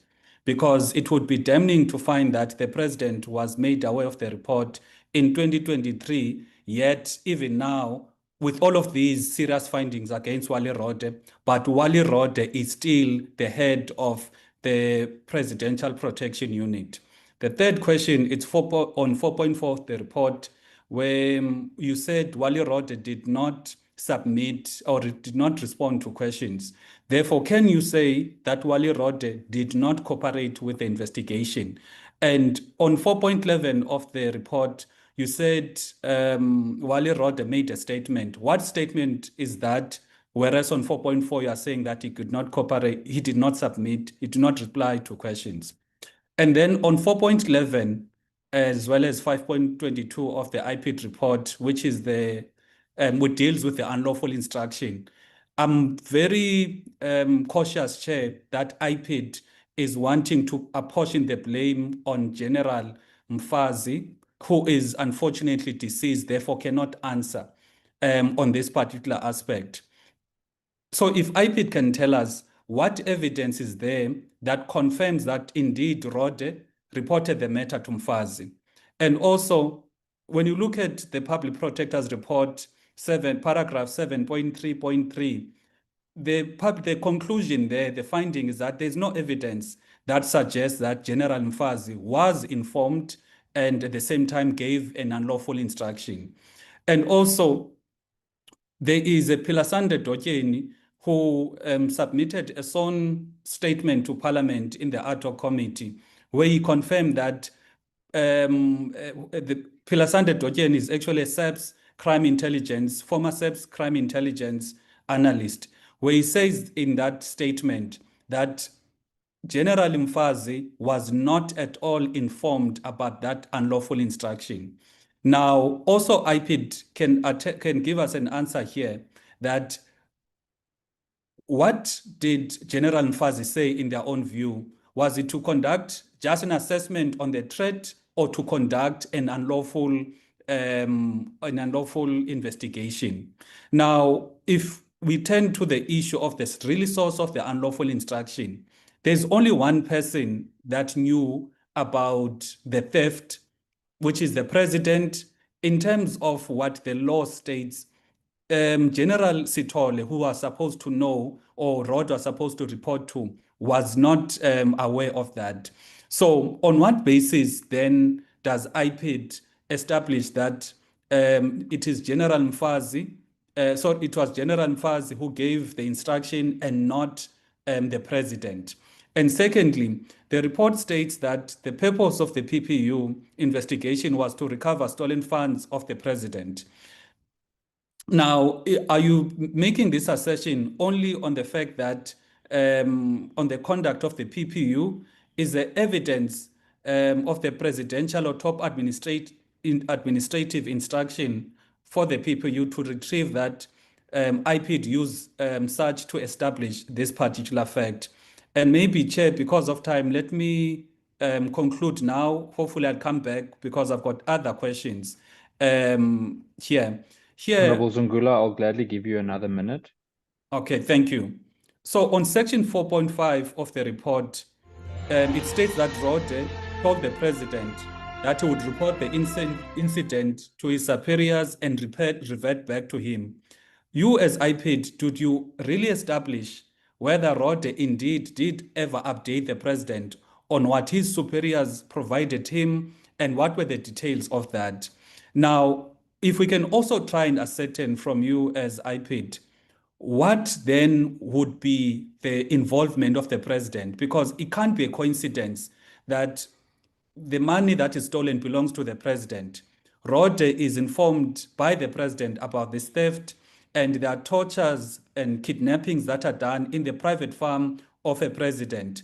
And then you have the presidential envoy, Bejani Chauke, traveling with Rode, who is tasked to deal with this issue, going to Namibia where these suspects are coming from. So what was the level of engagement by Rode and the president on this issue? Thank you, Chair. I'll come back later for the others. Thank you, Honorable Zungula. The Honorable Khoza. Thank you very much, Chairperson.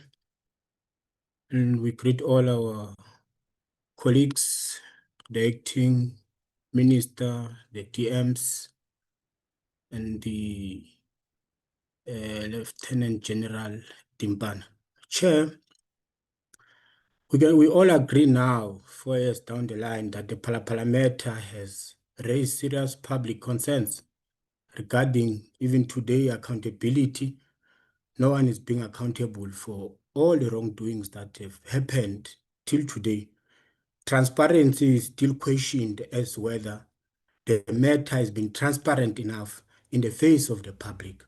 And the equal application of the law, particularly in relation to the conduct of members of the South African Police Service and the effectiveness of the civilian oversight institution. Chair, as Parliament exercises its constitutional responsibility of oversight, the Economic Freedom Fighters seek clarity on the IPID and the SAPS on the handling of the investigation and the implementation of its recommendation, delays in the public disclosure, and the apparent absence of meaningful consequences despite findings of alleged misconduct. Chair, members have already said or perhaps asked similar question on this matter, but I will then summarize this to at least 3 questions. And I hope I will come back on the follow-up after the both the IPID and SAPS have responded to the question, Chair. Firstly, Chair, we note from the reports that number 1, it is said Major General Rode and Sergeant Ricordo were found not guilty on all charges, despite internal investigation recommending disciplinary action. What specific evidentiary or procedural factor led to their exoneration? Because that's of great concern, and I think many members wanted to understand as to what were the evidence that were brought or the procedure that led to them being exonerated. Because IPID, we can all agree, found evidence of misuse of state resources, unauthorized investigation, false travel claims, and conduct bringing SAPS into disrepute. On what basis were the implicated officers cleared on wrongdoings? And Chair, we want to understand, after the report from SAPS internal disciplinary procedure has been brought forth, what was then the steps that were taken by IPID, because they had a case and seemingly shows that we are dealing with a system here of SAPS that interrogate itself and come up with its own finding to protect one of their own. What was IPID's role after that? Does that suggest that IPID was then limited to act, or did IPID had any further steps to take on this matter? Because surely there's a case wherein the president must answer, or members of SAPS must answer on this. Chair, briefly, I also want to get to understand as to why did the SAPS extended the scope of its investigation multiple times only after receiving reports from the public protector in IPID, instead of proactively investigating all related allegations from the onset. It shows, Chair, that SAPS was never interested on this matter. They were aware, but never interested to deal with this case, because they should have been proactive in dealing with these cases. But unfortunately, they were not interested. Maybe perhaps they can take us into confidence as to what was their role before the public protector and IPID gave them these reports. And Chair, we also, the presentation states that all recommendations from both the public protector and IPID were complied with. What measurable reforms or accountability mechanism were actually implemented beyond initiating disciplinary proceedings? And lastly, Chair, if you may, considering that the corruption and money laundering complaint involving the case, the Bila case, was declined for prosecution, what gaps in the prosecution in the matter involving alleged foreign currency violation and large sums of cash? Thank you very much, Chair. Thank you, Honorable Khoza. That was very impressive. You got the time down to the T. I've noted the Honorable Shongwe next, and then I'm going to allow the Honorable Magratsi, after which we will give opportunity for response before we go for the second round. Honorable Shongwe. Thank you, Chair, and greetings to my colleagues and nasesiphoyiseni sonke ngiyabingelela baphathi bakhona. Ngibingelela ominister bethu nama-deputies amabili. Chair, I've been covered largely by my colleagues in my questions. However, I'm left with the questions that have been sent by the public. Remember, I'm here because of the public. So I'm going to ask the questions first of the public because mine have been covered. Bathe nginibuze ke ukuthi ke lento eyenzwe i-IPID bayenza ngamabomu yini ukuthi badelele ama-South Africans? Umbuzo enguthunywe lowo ngoba bathi they feel ukuthi bayadelelwa ngale ndlela le report ingakhona. Owesibili umbuzo bathe angibuze ukuthi i-IPID imisela ukusebenza yini noma imisela ukusebenzela uRamaphosa upresident ngokumvikela ngoba akwazeki ukuthi kube nezimali ezintshontshiwe kube khona abantu abasejele kodwa icala lilandelela ngendlela engaqondile. Bathe angibuze futhi ukuthi i-SAPS yonke ne-IPID kanye nominista bathi angibayeke o-deputy minister ngoba banawo umsebenzi abakanikezwa umsebenzi. Bayimisele yini ukusebenza noma bafuna ukuqhubeka bavikele ubaba uRamaphosa kulobu bugebengu obenzakele basephalaphala. Bathi angibuze ukuthi bacabanga ukuthi ama-South Africans ayiziphukuphuku kangakanani. Lowo mbuzo bathe angiwubuzisisa ukuthi baca i-IPID namaphoyisa onkana kule ndaba kababa uRamaphosa. Bacabanga ukuthi ama-South Africans ayiziphukuphuku kangakanani. Ngiyabonga Chair, ngizobuya sengibuza after.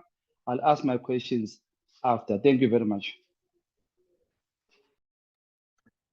Thank you very much, Honorable Shongwe. I just want to apologize to the Honorable Dereko. I, by mistake, missed her name on my list, and she was meant to go before the Honorable Shongwe. So with that, I would like to give the floor to the Honorable Dereko, after which I'll go to the Honorable Maglatsi. Honorable Dereko. Thank you, Chair. I won't be able to switch on my phone due to network connectivity. Chair, let me welcome the presentation and also greet the acting minister, deputy ministers, and the members who are on the platform. Chair, I only have two questions for the presentation that has been made. During the meeting that we had last week, where the IPID was presenting, they did indicate that one of their challenges that some of their recommendations to SAPS are not fully implemented by SAPS. And when you look at these reports that have been presented, you can see that there's the recommendations that are made by IPID, and when you go to the SAPS, it's another thing. So should this investigation be regarded as a practical example of a case where IPID recommendation may have not been fully implemented? And in this regard, how does the IPID investigation and the internal processes of the SAPS differ? And secondly, Chair, on the IPID, the IPID report, it stated that the general road and the civilian traveled together to Namibia in June 2020, but it could not confirm whether the trip was lawful or unlawful. So how did then the SAPS investigation reach its finding on this matter where a civilian was part of the investigation, and what were their findings with regard to this particular civilian? Thank you, Chair.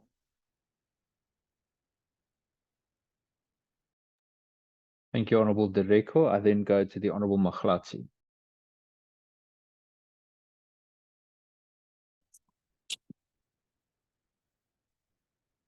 Thank you very much, Chairperson. Greetings to all the colleagues.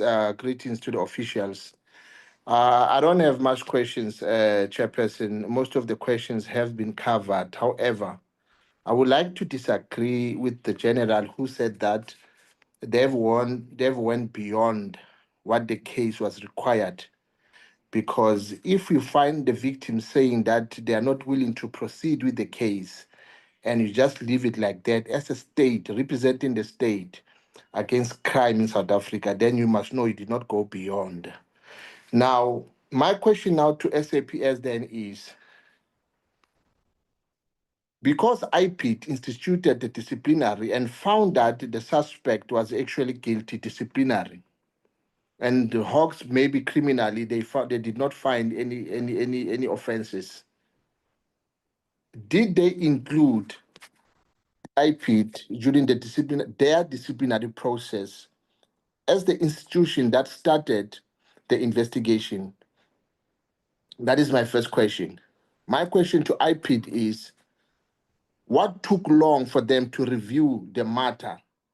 And to answer the question, they must relate it to the IPID Act in terms of the timeframes to review the cases. And secondly, what informed them? What informed the decision to classify the document? And if they believe that it required classification, then how they decided to declassify it? What gave them? What informed them? Which classification system did they use? So I will take it from there, Chairperson. I will submit. Thank you very much. Thank you, Honourable Member. Colleagues, that I've noted the Honourable Shabani as well, but I will come back. I've allowed 10 opportunities now. I don't want to have any of the questions get lost on the list. So I'm going to come back to the Honourable Shabani to be first on the next round. May I then ask for Acting Minister Kachalia to assist in facilitating response? Minister Kachalia. So thank you, Chairperson, and thank you for the questions because they need to be addressed and answered. Let me just deal with matters that I think are within my knowledge and responsibility to respond to.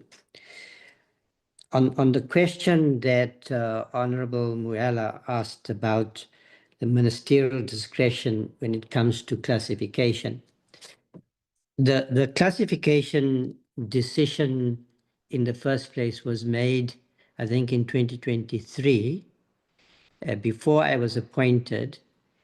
But in the report that we received today, it is indicated that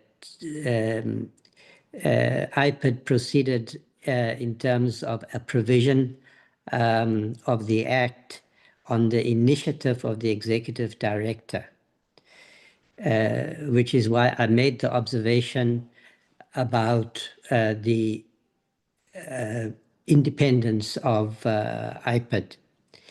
With regard to the declassification, that indeed took place at the time when I am the executive authority, and I can confirm emphatically that Dr. Bela, IPID did not seek my advice or intervention, and that I had no role in making then either the classification decision or the declassification decision. So there was no exercise of a ministerial discretion, and I'm not aware that there's such a discretion because IPID is an independent body.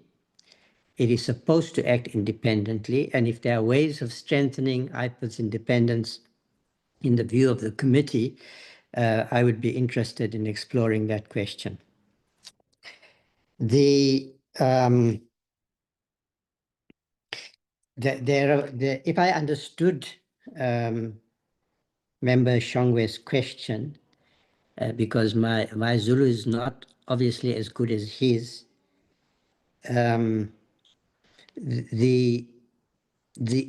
think it's important in a disciplined discussion to bear in mind that IPID has a very specific mandate to investigate police misconduct. That is so when it acts within the scope of its mandate, it's acting appropriately. If it acts outside of the scope of that mandate, then it's acting unlawfully.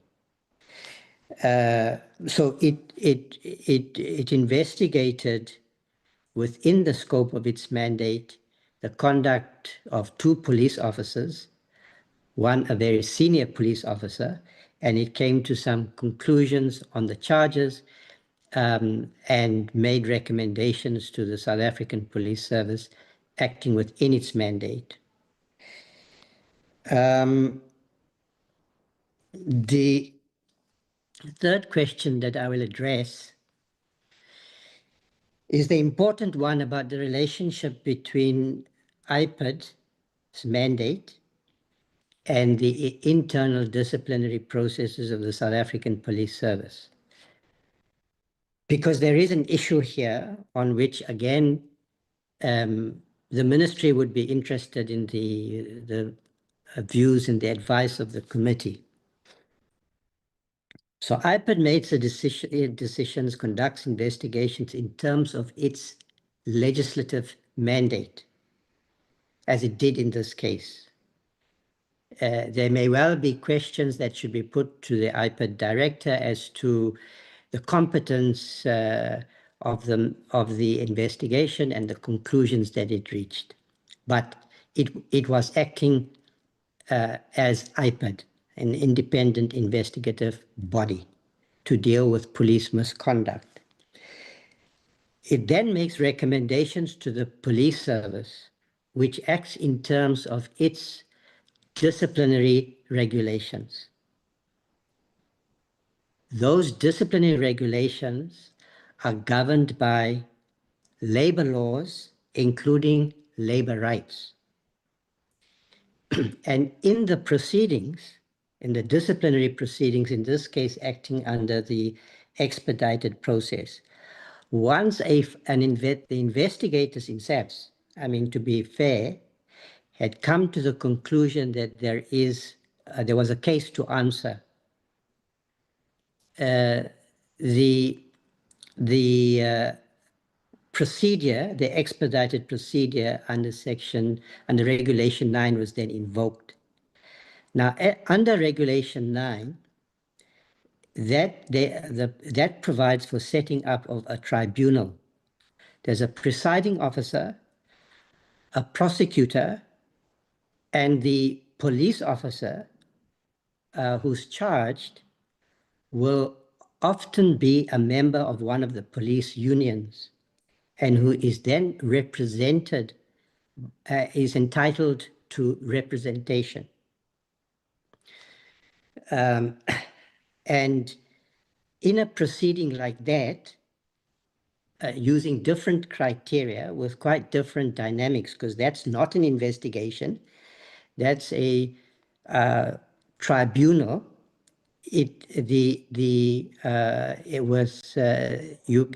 The tribunals will then, in many cases, reach a different conclusion from that suggested by the IPID investigation. And there is a problem here, because as members are rightly pointing out, that inconsistency, or let me put it this way, the fact that different conclusions are reached might well then raise concerns about accountability. But my observation is that this happens frequently, not only in the specific case that is under consideration. And there certainly is a case to look at a reform. I have identified examining the disciplinary framework in SAPS as one of the elements that needs to be examined as part of what I've called the reset agenda.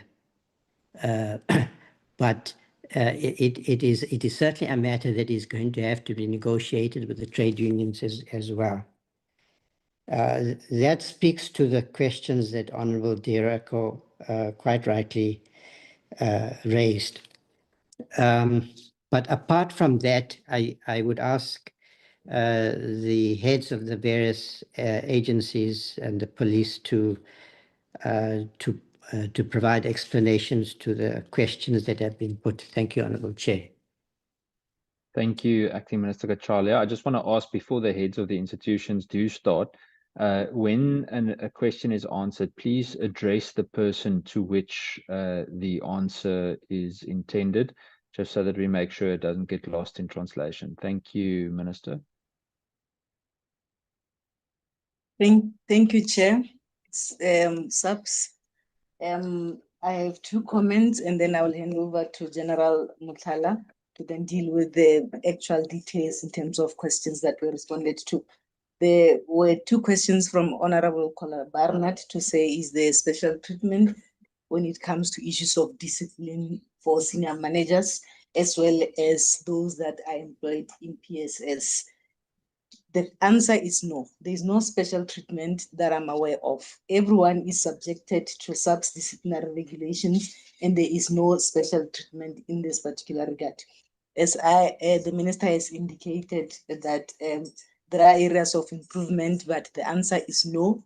All members, regardless of their rank, are subjected to these disciplinary regulations equally. With your permission, Chair, I will then hand over to Lieutenant General Muthala to respond to the details that relate to the questions that were asked. Thank you, Chair. Good afternoon, Honorable Chairperson, Honorable members, Honorable Minister and Deputy Ministers. Protocol observed. On the questions from Ms. Kola Barnett, whether the SAPS use the same regulations for disciplinary steps. Yes, indeed, we apply the same regulations. That's why even in this case, both for Major General Rode and also for Sergeant Reporter, the same Regulation 9 was applied to both of them. So it applies across whether junior non-commissioned officers and commissioned officers. And also there was a question about what lies within Regulation 5.3. It indicates the type of conduct that warrants disciplinary action.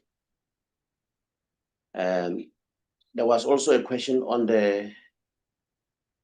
whether the recommendations, whether IPID, I think, disputed the findings. I think that one IPID will respond. Whether did the SAPS review the outcome of disciplinary process? No, the mere fact that the report was submitted to IPID, it means from all accounting officers, the reports were actually the relevant processes. Different accounting officers were happy with the processes. Is the members of PPS subjected to the same disciplinary regulation? I think that one already I've covered. PPS, Presidential Protection Services, is within South African Police Service. So all laws, all regulations of the SAPS apply to all members of PPS and all members of the SAPS. To Honorable Skosana, did SAPS also include public protector and IPID reports? Yes, hence the delay, because we had to include all the recommendations in order that you don't finalize one investigation report only to reopen it again. Then it will be double jeopardy, and in terms of the labor laws, is not allowed. Honorable Muela, he asked whether Regulation 9 was that the adequate to utilize in this case. Yes, it was. The only difference is that the expeditious process actually allows that on the balance of probability for the presiding officer to consider all facts before him, and then in order for him to consider all facts. The second one from Honorable Muela was Regulation 9. Whether does Regulation 9 indicate what forms of misconduct warrant expeditious process? The allegations that were recommended by IPID, because of the fact that they were serious in nature, and some of them involved criminal allegations of torture, kidnapping, and so on and so forth. So hence the Regulation 9 was then activated. The question from Honorable James Why did it take 2 years to finalize the matter? Hence, I said we had to consider all the reports from every other report, including the public protest report and the IPID report, hence the delay. The issue of crime scene, I think IPID will deal with that. From Honorable Muzi, whether there was specific evidence or procedure did SAPS follow to find General Rode not guilty. The functionary, like I indicated earlier on, all presiding officers, we use the principles of looking at the evidence on the balance of probability. And the functionary is independent. The employer or the employee cannot, in terms of our regulation, they cannot interfere with the process which is presented by the functionary. So he or she works independently, and his outcomes are independent and not influenced by anybody within the SAPS.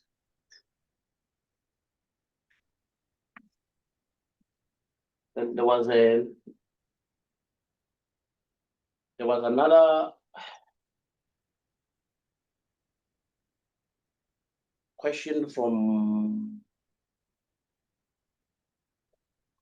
okay, this one, I think, on whether the SAPS is protecting either General Wali, Rode, like I indicated, our disciplinary process are subjected to fairness, to objectivity and impartiality. And like I indicated, no one from the management of SAPS interferes with this process. They are run independently, and therefore they are concluded also independently. Thank you very much, Honorable Chairperson. The next set of questions, General Nkosi from the DCI can touch on the questions that are related to the criminal investigations. Thank you, Chair. Thank you very much, Chairperson. The responses first goes to the questions posed by Honorable Skosana. The one question related to us either having confirmed the amount that was the subject of the theft. We can confirm that from what was reported to us, which was the subject of the investigation, it's an amount of 580,000 US dollars. And that is confirmed through the statement made by the complainant in the matter.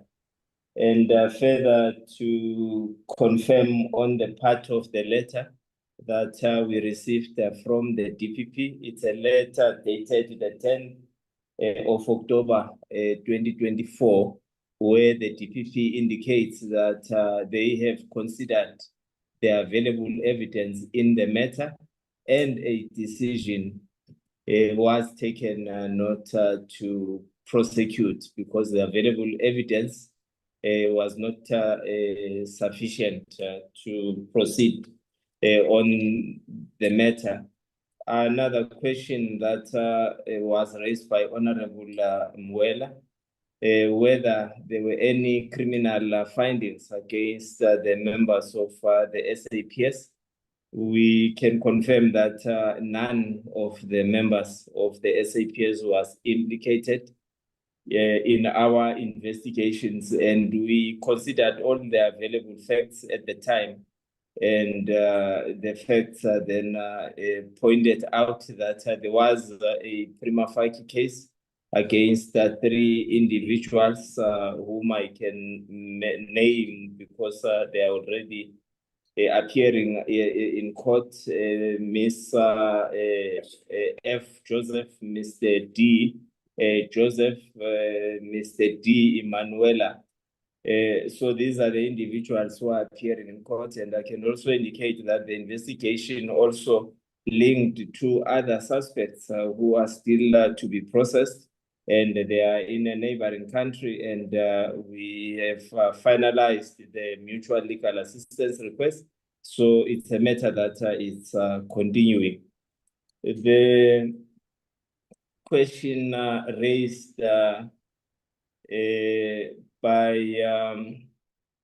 Honorable James, as far as it relates to the investigation of the scene of crime, from the DPCI perspective, we can just confirm that the crime occurred in 2020, somewhere in February, and the cases were referred to us for investigation in June 2022. So we came at a later stage in the investigation, and preliminary investigations were not part and parcel of what we did.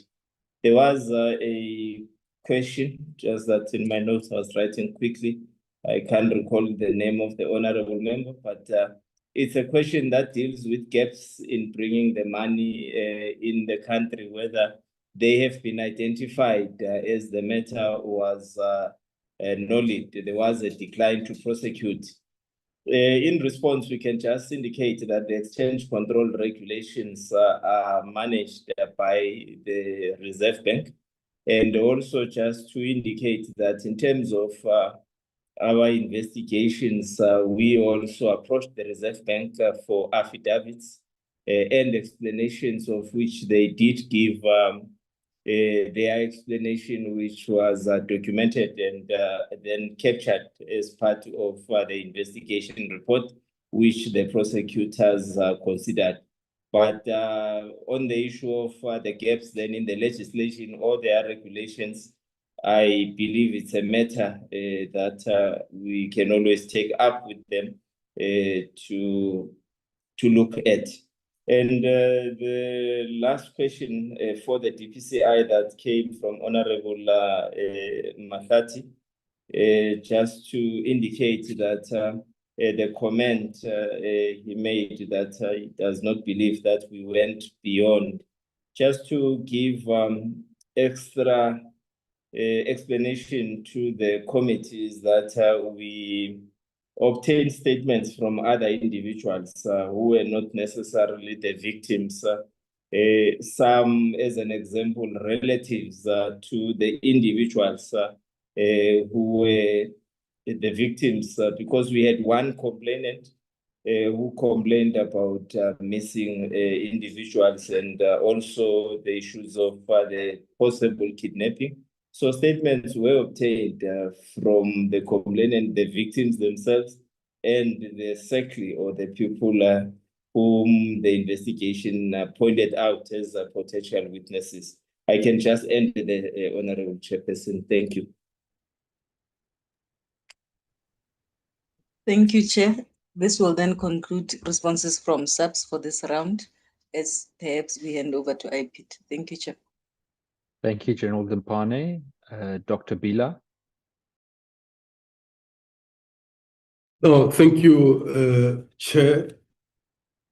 I think the most critical aspect is to firstly to address the question of classification, declassification aspect, because it has been asked and it becomes a contentious issue. I need to indicate that in line with our presentation, we have given clarification as to why did we classify the report as top secret. We took into account that there were other investigations which were happening. Part of that was the one conducted by DPCI, and to that effect, we were also sharing information. So we could not be able to undermine the integrity of a parallel investigation, and also to respect those who were flagged before they appear anywhere. We have clarified that. And upon realizing that DPCI's investigation is no longer gonna affect our process, we had to go back to the drawing board, and we took a resolution to declassify the report. So I thought that is very critical. There is a question which was asked by Honorable Ref Misho and also Honorable Muila, Honorable Kosa, and Honorable Direko. insofar as to what did the IPID do upon realizing that the SAPS came to the conclusion of not guilty outcome. Mr. Ramafuku will deal with such a question. Honorable Ref Misho also asked to say, is it not a worrisome issue if one investigate a crime without registering a case docket? Yes, of course, it is a worrisome issue. Hence, we have finding a negative recommendation on this. So yes, it is a worrisome issue. Honorable Kosa asked about the specific letter from SAPS, and I will want to believe that as much as it was not clear, that talked to a letter of initiation in line with Section 30 of IPID Act. Mr. Ramafuku will clarify more insofar as such is concerned. The question asked by Honorable James insofar as timelines was responded by SAPS, and of course we concur with the clear articulation in that regard. Coming to Honorable Zungula, who asked more technical questions insofar as the nitty-gritty of investigation. Mr. Kfelaka will deal with some of such, but I'm of the view that some of the questions fall within the ambit of process of reviewing the report, and this exercise is not considering such, but dealing with the merits of recommendation. But I just want to indicate the question of kidnapping to say, why did IP not come up with a negative finding insofar as allegations of kidnapping is concerned? It was clear from our presentation that there was a nulla prosequi outcome on the very same issue. And as a result, we could no longer resurrect a dead case. So it was unsubstantiated as a result. So we could not go beyond such.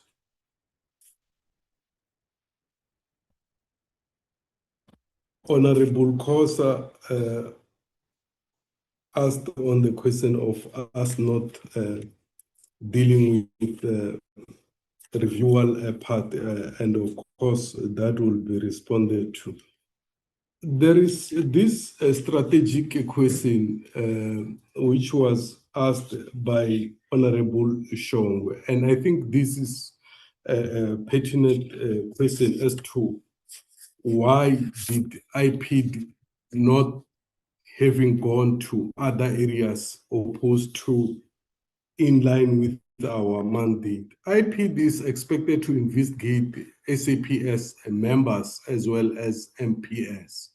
We do not go beyond such area insofar as scope is concerned, meaning that we do not investigate civilians. We only investigate within our mandate. And the mandate is very central to SAPS members as well as MPS. And I think the minister also expanded on that, and we think that one is covered. So I will hand over to Mr. Kfelakai, followed by Mr. Ramafu, insofar as the responses are concerned. Mr. Kfelakai.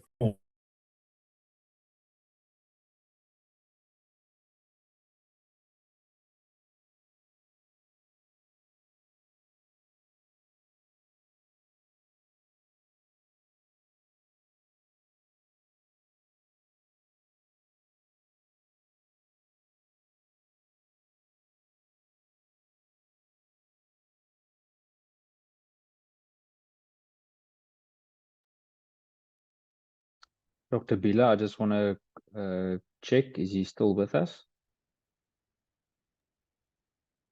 Yes, Chair. Audible, Chair? There we go. Thank you. Okay, Chair, I will just repeat myself that with regard to the question that was posed by Honorable Kolabana as to whether IPID participated in the proceedings, IPID was never summoned to attend to such proceedings. It does happen that in some instances we are summoned to come and testify, but in this instance, IPID was not invited. And with regard to the question that was posed by Honorable Skosana regarding the letter that was sent by the SAPS to IPID, I would believe that the letter was supposed to have been sent by SAPS because in terms of the IPID Act, the SAPS, it's required by law to initiate the disciplinary steps within 30 days. And as such, it is in compliance with the Act. And the issue that relates to Honorable Zungula with regard to whether IPID can confirm that the torture and the assault and kidnapping, I want to emphasize that that part was exhausted to the extent that, Chairperson, the investigation went to the extent of reaching out to the alleged victims and interviewed the alleged victims, and they vehemently denied that they were ever tortured, assaulted, nor kidnapped. So it was highly impossible, and we are talking about a matter here that was already withdrawn, and with all of them, the complainant and the victims, having submitted the withdrawal statements. And the reporting of the matters to line manager. Yes, in terms of what we were informed, that General Rode indicated that he reported the matter to the late General Mfazi. But when we look at the organogram dictated that he should have reported the incident or informed his senior that in accordance with the organogram was the National Commissioner at the time, General Khetla Sithole, who then indicated in his son affidavit that such was not reported to him. And there was a question as to that there are conflicting statements that General Rode at some point did not submit his statement, and that on the other hand, IPID, it's alluding to the fact that General Rode shared certain information. Chairperson, I want to confirm that during the investigation, we have indicated that we were able to engage with other departments because we were aware that we are dealing with one matter. And in the process, we were able to share information that was meant to address the problem. And in our case, because we were dealing with the issue of misconduct, we found it prudent to use the information that was available and useful to us. Hence, we had to consider the information that was shared with us either by the DPCI or by the public protector. And with regard to the concerns raised by Honorable Shongwe, indicating that there were concerns from the communities, we do understand and but IPID can confirm that it would always do its utmost best to conduct its work to the best satisfaction of the communities.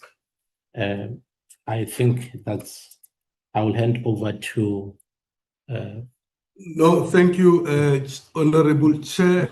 We'll hand over to Mr. Ramafuku, Head of Legal Compliance, who will deal with aspects which are legal in nature. Over to yourself, Mr. Ramafuku.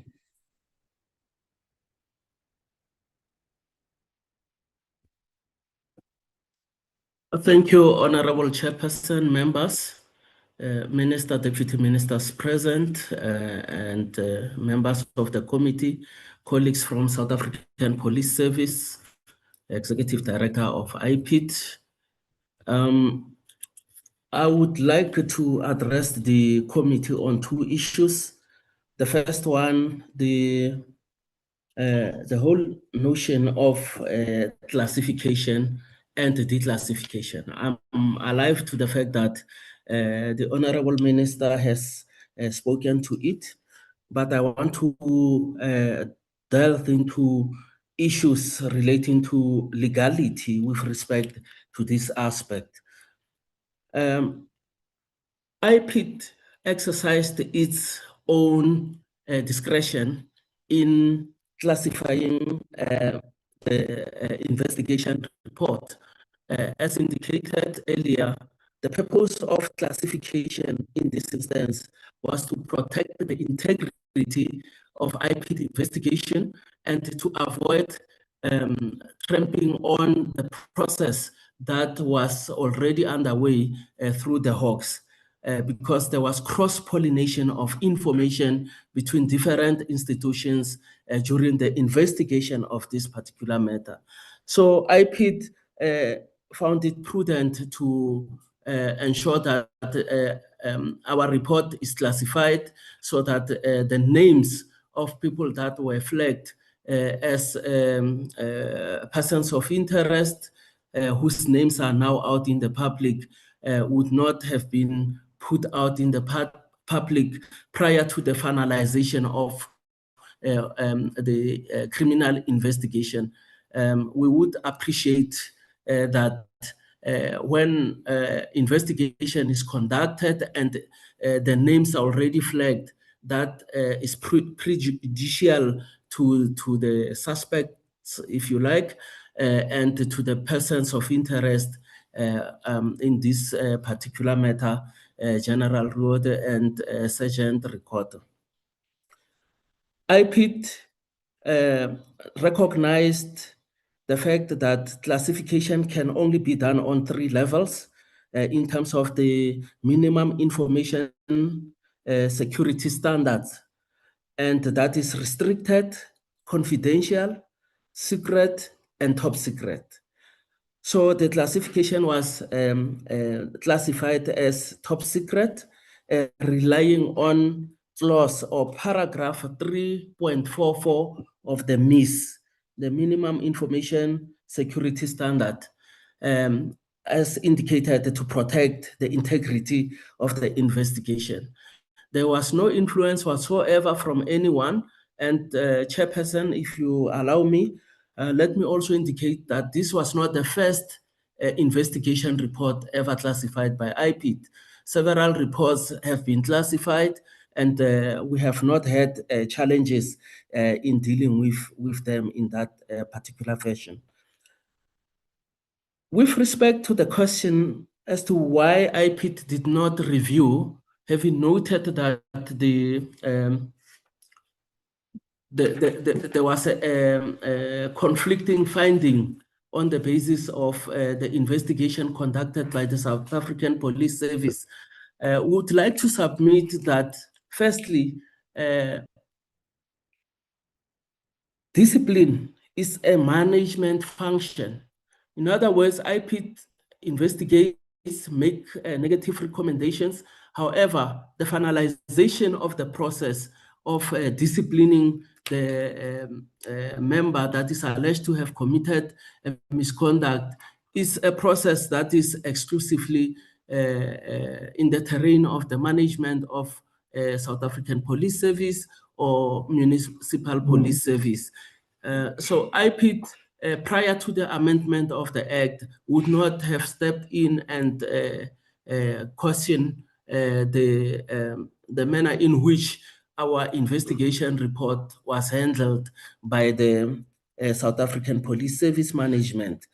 However, the sixth administration noticed the lacuna that existed and have amended the provisions of Section 30 of the IPID Act to ensure that there is also accountability. In other words, when management do not or does not apply the recommendations by IPID, they need to give good reasons and account on their decision not to initiate, or if they have initiated and found otherwise, such a report must be provided in full. However, this process is awaiting the finalization of the IPID regulations, which will give more clarity in terms of the process of enforcement of the IPID recommendations. But we are forever grateful as IPID that the gap that existed prior to the amendment of the Act has now been addressed. I think I have covered the two issues.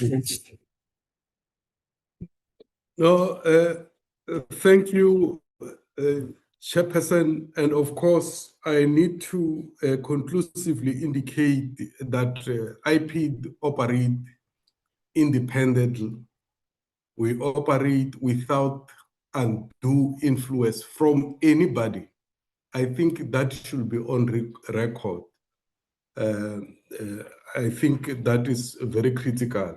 And for us is to try by all means that as we do our work, we are more trusted by the community, Honorable Shongwe, and also be feared by those who found themselves in the wrong side of the law. So that's how we balance the act. And over to yourself, Chair. Thank you, Dr. Bila. Thank you to all the responses. I'm going to open the floor again. I've already noted the hands of Honorable Skosana. What would you like to say? The follow-up, Chair, I've been not answered in terms of... I know, I'm going to give everyone an opportunity to highlight if they haven't been answered, Honorable Skosana. I noted that you weren't answered. I will come to you now. I just want to note, I've noted the Honorable Shabane, then the Honorable Skosana, then the Honorable Zungula. If other members put up their hands, I will give them an opportunity to. Honorable Zungula, would you like to say something? Yes, Chair. No, thanks.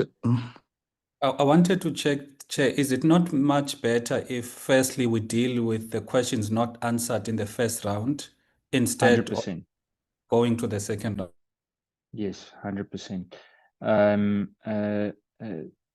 In fact,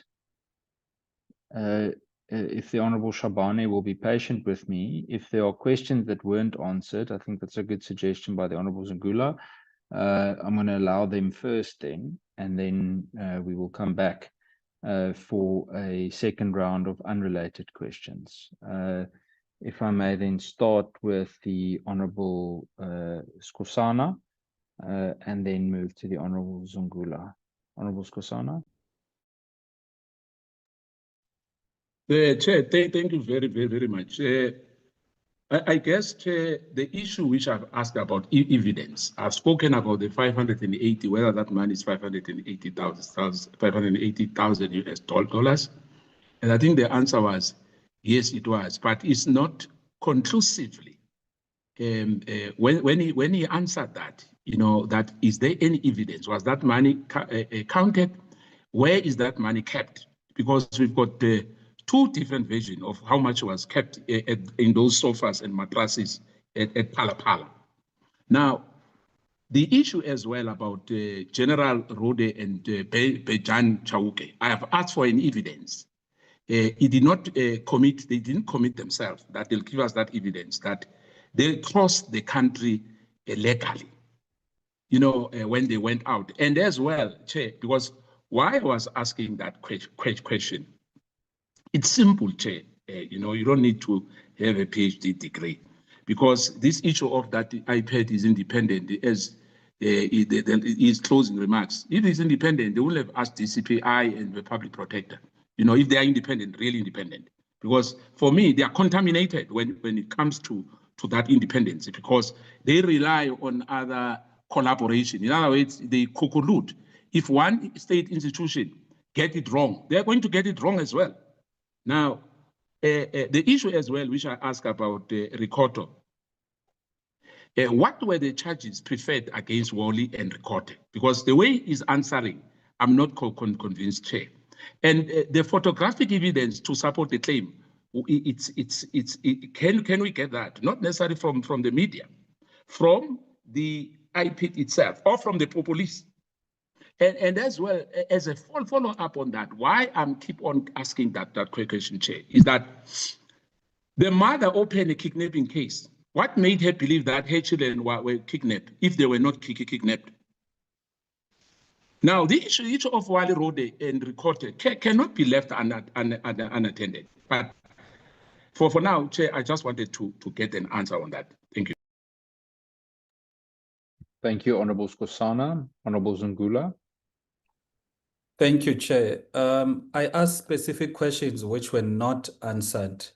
The first question, it is 4.14 and 4.15 of the report states that there was a Mr. Nick that arrived in Phala while General Rode was there.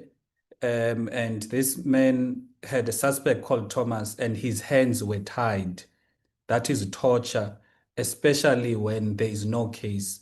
So you can't then say there was no torture. So IPID can answer on 4.14 and 4.15, what is that?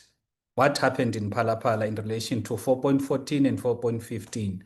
The second question I asked that has not been answered, it is General Mfazi, or the root of the unlawful instruction.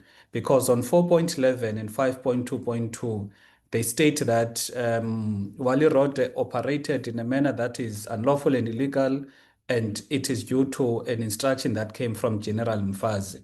The question I asked there, what evidence is there to suggest that General Mfazi indeed did give the unlawful instruction? Because according to the protocol of SAPS, Rode was supposed to report to to General Sitole. However, he did not do so. So what evidence is there to suppose that General Mfazi is the one who gave that instruction?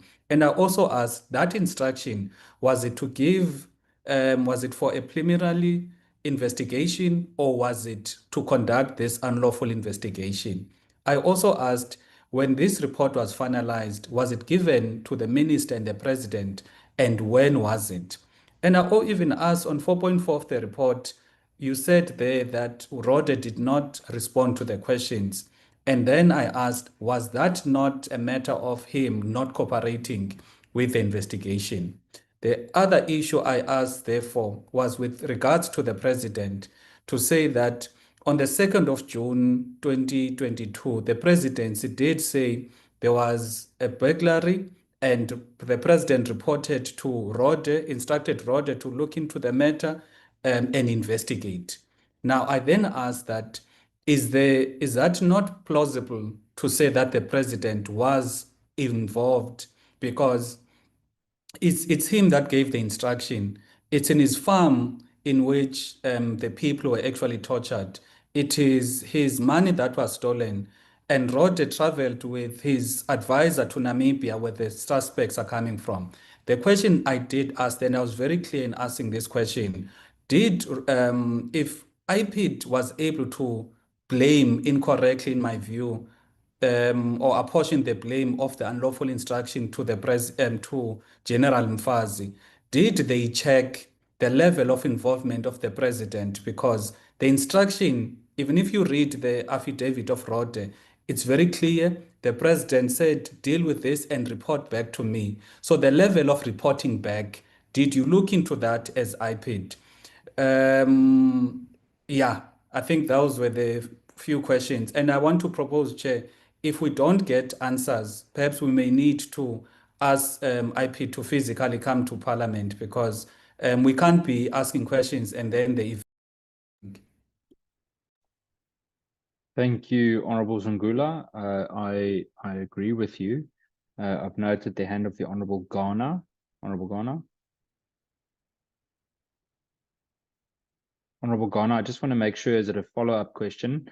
If it's a second round question, I'll come back to you once we've dealt with these. Good afternoon, Chair, and good afternoon to the team. So remember, I was speaking in the budget vote debate, and I did text you to say, can I please ask my questions in the second round? Because when the first round was happening, I was also delivering a speech in the health budget vote debate. So with your concurrence, I would like to make the full input to the meeting and not be limited to 1 minute. I don't know if you can please give me. No, that's no problem, Honourable Ghana. We're just doing the quick follow-ups for questions that weren't answered before we start with the second round of questions. When we start with the second round, I'll give you the full complement of time to ask all of your questions, okay? Thanks. I then move to the Honourable Khoza. Thank you very much, Chairperson. I think we can all agree from the responses that we've just received here. It's very much disappointing that we are going to spend a whole day without getting even a clearer picture as to perhaps where are we now in terms of saving our justice, where is the recourse on our issues. I can tell you now, Chair, as the Honorable Zungula have said, maybe perhaps we will need to call them to the House to respond, because we will be wasting the whole time here asking them one and the same question without them even trying to give us any perhaps tangible responses. They are giving us their own general understanding, whereas from the acting minister who have been telling us or giving us general statements instead of responding to direct questions that we are asking as members of this portfolio committee. So, Chair, we are just doing another round now to do follow-up questions with the hope that maybe perhaps they will give us justifiable responses, but I doubt. But maybe perhaps we'll hear from them now as they respond to our questions. Chair, I asked the question earlier on, and I can state it now that there is no clear response. I think it's just two questions. One of them says, the presentation states that all the recommendations from both the public protector and IPID were complied with. If that's the case, what measurable reform or accountability mechanism were actually implemented beyond initiating disciplinary proceedings?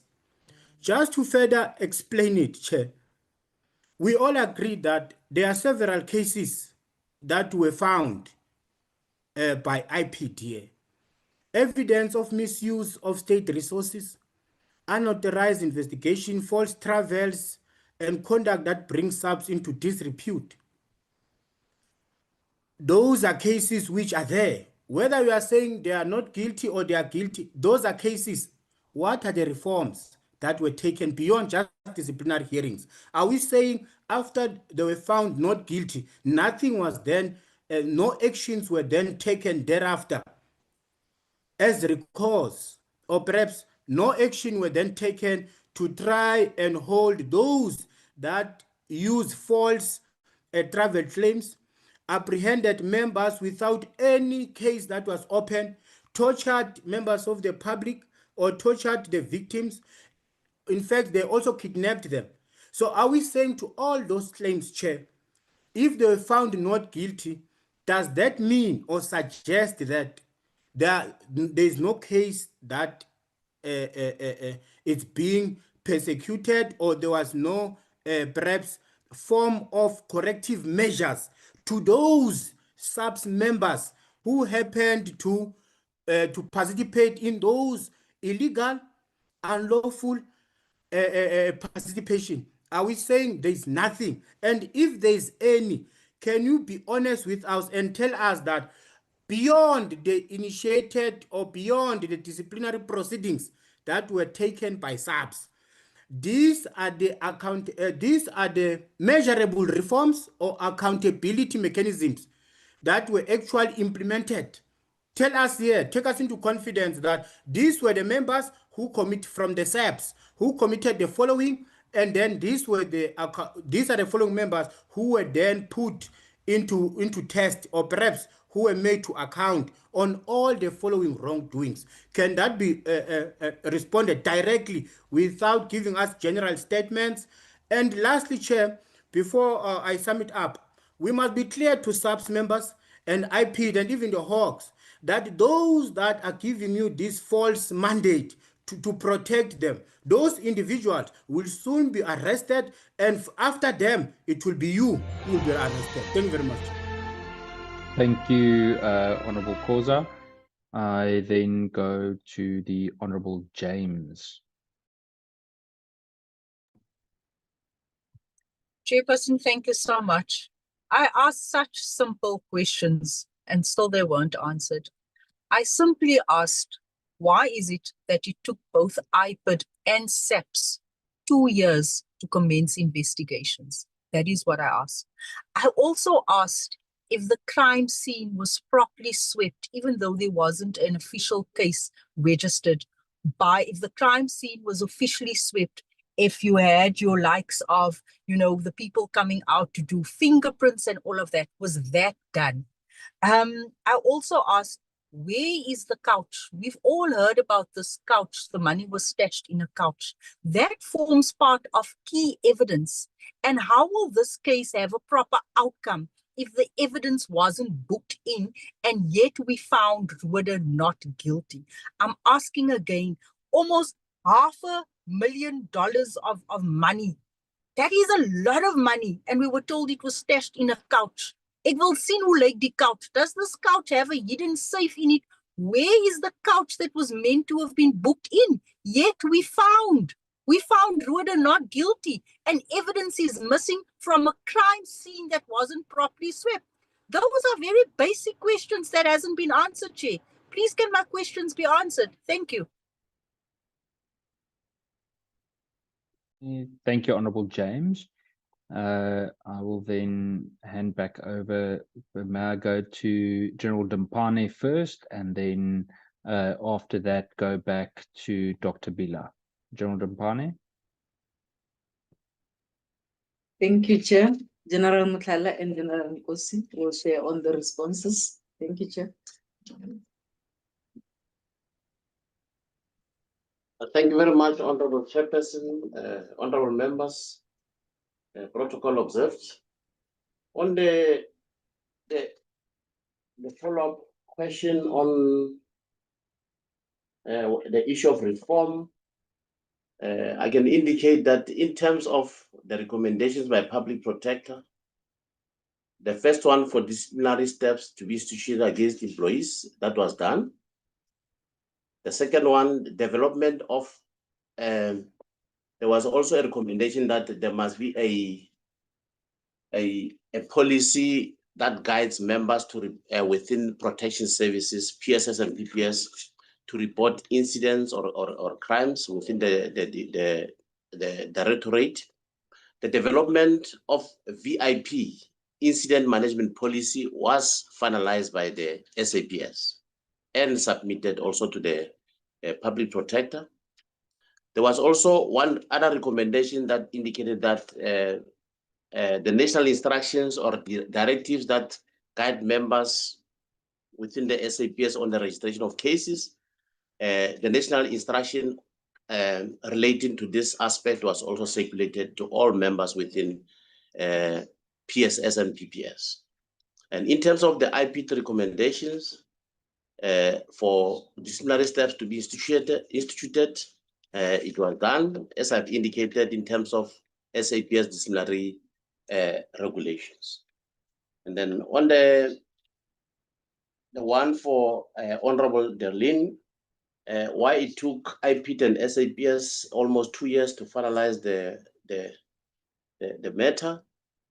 From our side, we had to take into consideration all the reports, both that we're seeing dominating in the media space, and also the IPID recommendation, which came around October, the 3rd of October, and also the public protector's report. So hence, after that, there was appointment of functionaries around October, and all matters were finalized as a result, the latest one by March 2024. That's my submission, Chair. Thank you. Thank you, Chair. We can hand over to General Nkosi. Thank you, Honorable Chairperson. The first response will deal with the question raised by Honorable Skosana regarding the confirmation of the actual amount that was involved in the particular crime. Just to indicate that when complainants and witnesses reports a matter to us, they will indicate what is the actual prejudice or the actual loss, and we will rely on that. And should there be evidence that comes to the fore during the investigation, such evidence will be followed up and catered for. But I can assure the committee that what was reported to us and investigated was also presented in court during the hearings. It was acceptable, and that is how we also managed we had a strong case, and that's why we are done with our case now, and it remains for the defense to lead its case on the matter. And on the question raised by Honorable James, just to deal with the time delay, I just want to indicate that it is alleged that the crimes occurred in 2020, and the report that was received by the SAPS about the commission of these offenses was only in 2022. That is why also the case reference numbers, they reflect the year 2022, because that is the time when the crime was reported to us. So we investigated, and also our members, when they handled this matter, visited the crime scene, and the coach, which is inquired of, was not found at the premises, and I think the evidence that has been led up to now in court is sufficient to prove the actual theft. And during the leading of the evidence, the coach was not the subject of the debate or evidential material that was questioned in court. I can just end there. I think I have responded to the two parts that required the DPCI. Thank you, Honorable Chairperson.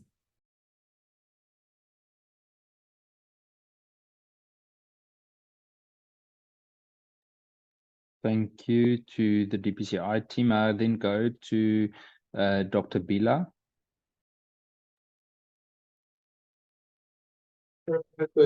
I just want to firstly give the question from Honorable James insofar as the timelines are concerned. It is on record that the matter was brought to the attention of IPID on the 11th July 2023. Hence, we 2022. My apologies for that. And that is where we started our investigation.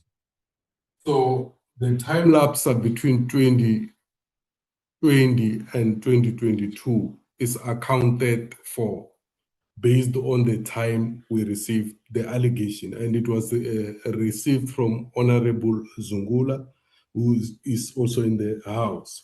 There was a question from Honorable Skosan insofar as what were the charges against General Rod and Sergeant Ricordo. Mr. Phala will deal with such, and also questions from Honorable Zungula. Over to you, Mr. Phala. Thanks, Doctor. I will start off by talking to the questions that were posed by Honorable Skosana as to what were the charges that were made against the general as well as the sergeant. Number one, Honorable Skosana, it's not reporting prescribed offenses in terms of Section 13, subsection 2 of the Subs Act 68 of 1995. And we have details on the presentation there. And then B, conduct an undercover investigation and lawful apprehension of suspects. And the third one was conduct an undercover investigation and lawful apprehension of suspects as well. And the other one, a lawful use of official government resources.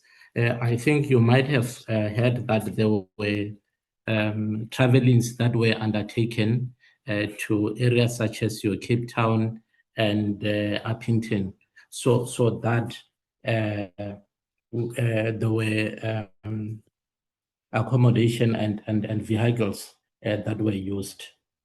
And the other concern was with regard to the kidnapping case, which you emphasized, and I believe that you didn't perhaps maybe get it right. We did, as IPID, followed up on the matter at the Bela Bela police station with the station commander and the branch commander, and indeed we were able to be favored with the copy. Subsequent to that, IPID proceeded to the family, the victims, as well as the mother who was the complainant of kidnapping. And what became a concern was that they denied the knowledge of the case. They said they never ever opened this case, and they were very, very much apprehensive, maybe to be precise, very much apprehensive, and didn't want to actually speak to IPID investigators. And their reasons were as follows: that one, they are being visited on a daily basis by different people saying they're from the newspapers, some from televisions, so that's why they were a bit uncomfortable. And with regard to Nick, on the one that was brought, tied with the rope, we tried to explore the investigation in this regard. However, we were unfortunate to get information insofar as the torture of with regard to the person who was brought by Nick.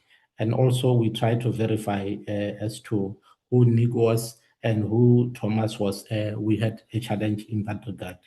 And to talk to the issue of General Riode, having said that he had reported such matters to General Mfaz, we engaged with the statements that we sourced from other law enforcement agencies who were dealing with the same matter because General Rode didn't respond to the questions that we posed to him. But however, we spoke to the witness who was the former General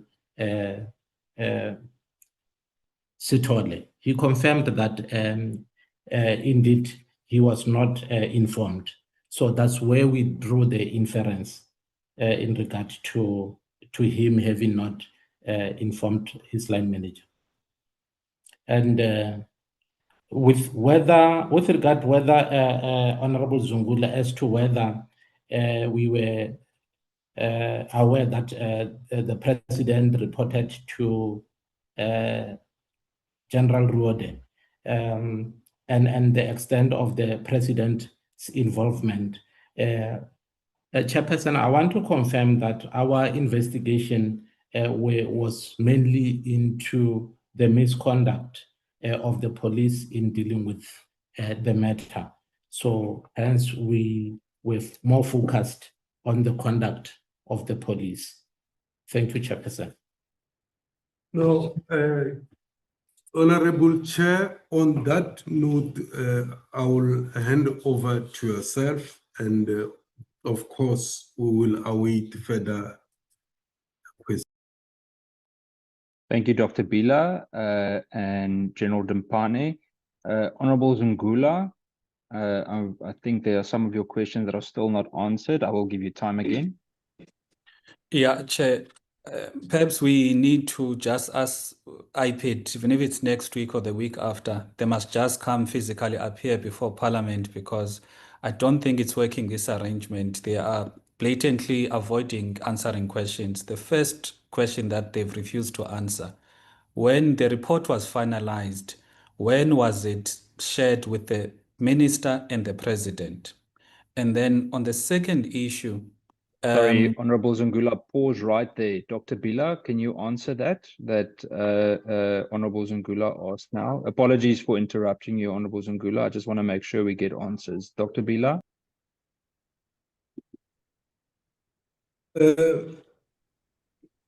Chair, what we normally share is the outcome, not the report.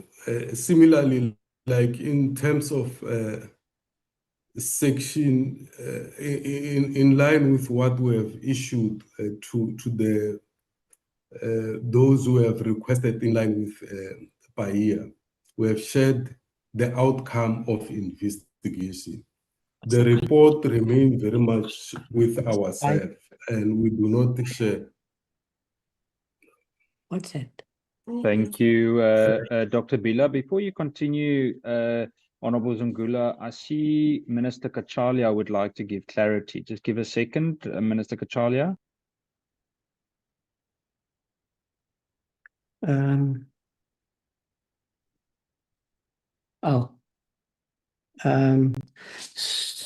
Sorry, Chairperson. No, I wanted to respond to some issues and the questions that were directed at me, if they, when you permit me. Minister, I will come to you now. I'm just trying to get clarity on the questions by the Honorable Zungula. Dr. Bila, apologies if it sounds like we're just being difficult, but it's a very simple question. When was the report given to the president, and when was the report given to the minister? And it is very important that we get answers to these questions, because it would determine and also give an indication to some of the questions that were asked by the Honorable James. It would give us a good indication of the reason that things have actually been taking so long, and whether there was any undue influence. Honorable Zungula, may I ask that you continue with your questions, and maybe we can try again then with Dr. Bila. Honorable Zungula. Thank you, Chair. The second question I asked was in relation to the evidence that suggests that indeed there was an unlawful instruction from General Mfazi. I asked for evidence. What evidence? You said you worked with other institutions, yet 7.33 of the Public Protector report states that there is no proof that Rode reported the matter to General Mfazi. So can you provide evidence? What evidence do you have that suggests that General Mfazi did give this instruction? And was it an instruction to do an assessment or to conduct the rogue operation? That's the second one. I'll wait, Chair, because I'll wait for the answer, then I'll go to the last question. So, Honorable Zangula, am I understanding you correctly for your second question? That's an answer that needs to be given by SAPS, correct? Or by DPCI? IPID, because IPID says on their report in terms of 4.11 and 5.2.2 that there was an unlawful, yeah. Okay, now I understand. You want clarity from that side of the report. Okay, Dr. Bila? No, thank you, Honorable Chair. The sharing of a report was after informing him that we have declassified the report, and because the decision was independent. So, and it was important because questions which come from Parliament goes to the minister to say, asking about classification as much as we become independent in terms of responding to that. But that was upon us informing the minister that I cannot have the exact date, but that was after we had informed him that we are declassifying the report. And we were not asking for either recommendation or approval. It was just for noting. So I can indicate upon that there were safeguards. I cannot remember the exact date. Thank you.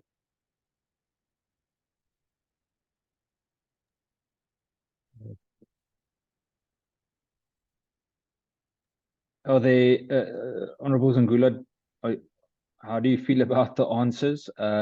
We can come back again, but I'm starting to feel the same as you, that we might have to have that physical session. Yeah, Chair, because the question I just asked now was regarding evidence that suggests that General Mfazi did give that unlawful instruction.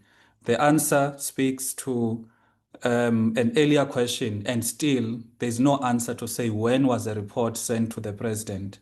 So I'm not being answered. Go ahead, Dr. Bila. Chairperson, the report was never sent to the president. And hence, unless if I'm not aware, but it will not have been sent because even the minister received the report at the end tail as part of the classification process, just to let him aware that we have declassified the report. So we have never met the president, and we have not shared the report with the president. So that should be on record. We have never done that. There was a second question insofar as General Mfazi is concerned. Mr. Phala will deal with that because it is more of a technical question. Mr. Phala. Thanks, Chairperson. Chairperson, just to put it in simple terms, we have indicated that we posed certain questions that were in writing for General Ruode to respond to, and he didn't provide a statement to that effect. But we also indicated that as and when this investigation was conducted, we would then share information with other law enforcement agencies or entities within government. And based on the analysis on the documents that we had at our disposal, it was clear that Major General Rode might have conveniently said he had communicated with the late General Mfazi, because at the time he was no more. And but we also took note of the fact that whilst he is saying that, we then also liaised with General Sithole, who then clearly made it clear that he was not informed about this trip to Uppington and Namibia, and that over and above. In fact, he said he was misled by General Rode so that he could approve the trip. Hence, the recommendations that we made spoke to the resources. And when you go deeper into details in the files that we shared with the SAPS, then it would demonstrate that this is the kind of information that brought us to this recommendation. Thank you for now, Chair. Thank you, Dr. Bila and team. Yeah, I think we're going to come back to it again, because I still think that there may be discrepancies in the question, in the answers. Apologies. I've now seen a whole list of hands going up in terms of response, but I'm still dealing with the questions that weren't answered. Honorable Zungula, I am going to come back to you again. I just want to ask for the other honorable members, are there specific questions that have not been answered yet? Oh, yes, Chair. Yes, Chair. Honorable Skosana, Yes, sir. I'm going. Okay, Honorable Shongwe, I've noted you, and Honorable Skosana. Honorable Skosana, I'm going to give you a minute to just re-ask the questions, and then we'll get the answers, and then I will move to the Honorable. Chair, Who's called me now? No, it's Ghana. Honorable Ghana, yes. Whilst I respect your authority to give the third round to the same members, I had asked to come in, and I would like to come in because effectively we are now dealing with the interaction. So I would like to ask my questions and then they can be answered. I don't want to come back. Can I ask my questions? Yeah, no, Chair. No, Chair. No, I hang on. don't agree. Honorable Skosana, it's not up to you. Honorable Ghana did ask, and he was at a different budget hearing as well. We had to make a discussion, make a speech. Honorable Skosana, stop interrupting me. No, but Chair, it's not Honorable fair. We were Skosana, there stop as well. interrupting me. If you're going to continue interrupting me, we're going to mute you. We've had a very good meeting. It's been a constructive meeting. Let's keep it that way. Honorable Ghana, I know you have to board a flight as well. Is it okay? Can I give you 3 minutes to ask your questions from where we can continue with the discussion? Yes, I will do it in less than. May I ask Chairperson? Sorry, Hang on a Chairperson. second, Honorable Ghana. Yes, Minister Kachalia. Chairperson, there have been a few questions put to me. I'm not sure at what point you'll be affording me an opportunity to respond to the very specific ones, but I'm subject, of course, to your direction. I'm just indicating. Okay, thank you. 100%. Thank you, Minister. Honorable Just Ghana. a quick one, Chair. I just want to understand the allowance of being interrupted. I see Honorable Ghana can interrupt. The minister can interrupt, they are allowed. But Skosana, once he interrupts, Honorable Shongwe, that's not accurate. That's not accurate. I just want to understand. He interrupted me 3 times. I tried to answer him. Honorable Shongwe, I tried to answer Honorable Skosana 3 times. Yeah. He interrupted me on all 3 times. Honorable Ghana interrupted me once. I listened to him. I answered him. Honorable Skosana didn't afford me the opportunity to answer him 3 times. And that was the reason for me saying that please don't interrupt me again. We've had a good meeting. Okay. Let's continue in this way. I will give you at a good time. I give you my word. I always do. So please allow us to just continue with the meeting. There's no need for disruptions or arguments. Honorable Ghana. Yes, Chair. So before Chair, you allow Honorable Ghana, I was asking for the sake of to ask that can I interrupt because I want to ask something before Honorable Ghana.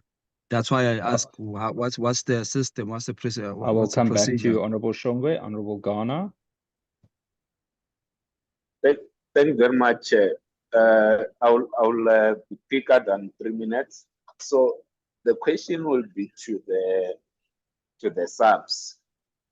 So having considered the IPID report, if there's one thing that's not coming clear from the subs, and I was hoping that this will have subs will have given a bit of meat in terms of the kind of a hearing that happened with all the findings that IPID has found in relation to this particular matter.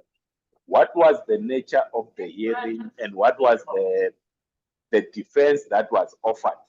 Because unlike in the case of the IPID, where we do have a report, it tells in terms of it gives a background in terms of what transpired, their investigation and so forth.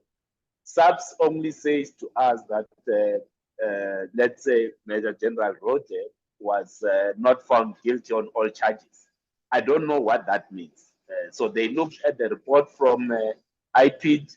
He presented the defense. I don't know what kind of defense was presented to SAPS, and I don't think South Africans know the kind of defense that was presented in that regard. I would like to ask SAPS to give a bit of texture to the interaction with Major General Rode on this particular matter, so that we, in fact, it will answer some of the questions that the other members have asked, and whether, as the last one, Chair, so that I don't exhaust my 3 minutes, whether having considered everything that has happened, are they happy that their disciplinary hearing has returned the kind of verdict that it has returned?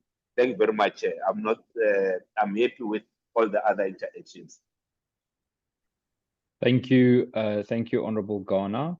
I appreciate your brief questioning. Colleagues, I would like to give the acting minister an opportunity, but I would like us to just finish the questions of clarity. So please don't add more hands for now. May I ask the Honorable Zungula and Honorable Ghana just to temporarily lower your hands so that I can just finish the questions that are left over from the Honorable Skosana, followed by the Honorable Shongwe, followed by the Honorable Dereko, from where we will continue to a next round. Honorable Skosana.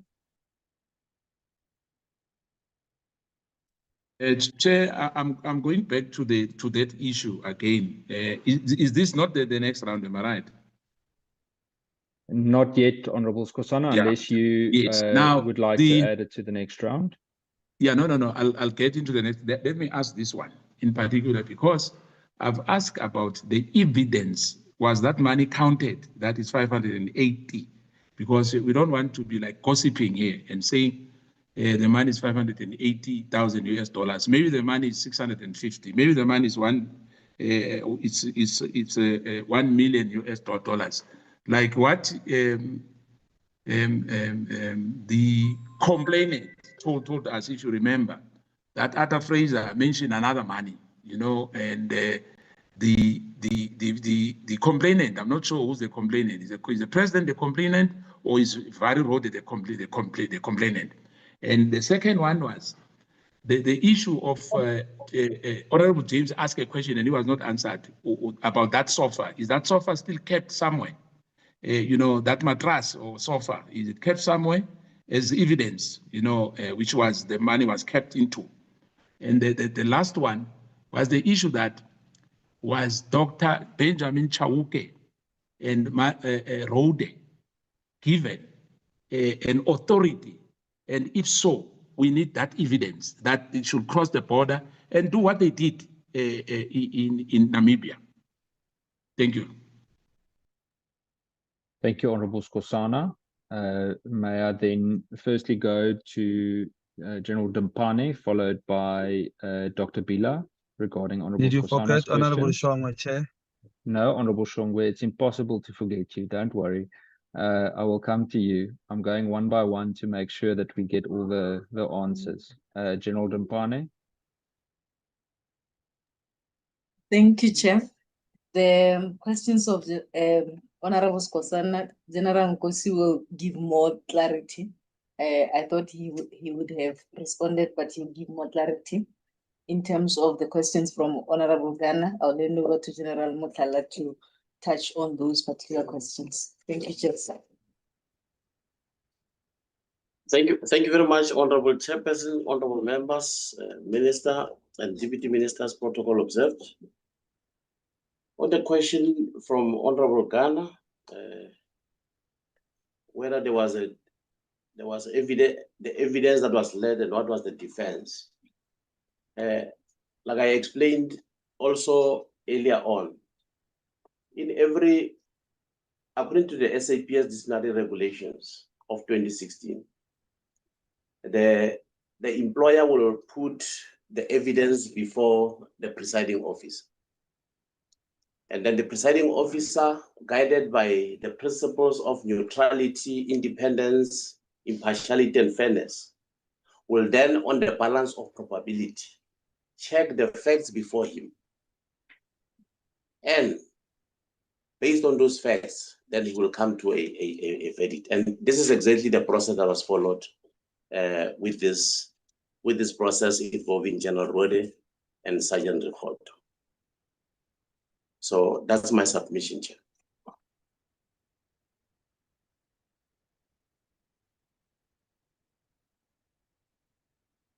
Chair, we hand over to General on the questions of clarity from Honorable Skosa. Thank you, General. Thank you very much, Honorable Chairperson.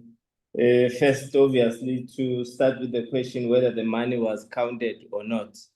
I can indicate that the police were not involved during the counting of the money, but I can just give assurance to this committee that during the hearing, the complainant, who is the farm manager, who opened the case, testified with regard to the issue of the counting of the money, and he also produced evidence in the form of acknowledgement of receipt to say the money received from the buyer would have been the actual amount that we referred to earlier.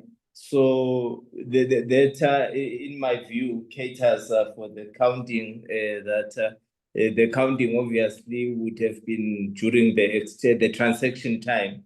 So later, when we investigated the housebreaking and theft, counting, even if it would have taken place, it would have been counting that would be associated either to exhibits.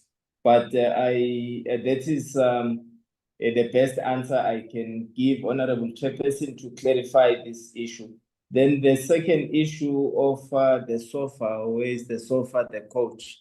The crime we investigated as responded to earlier, it's a house breaking and theft. Yes, indeed, the sofa, if there's a sofa in a house,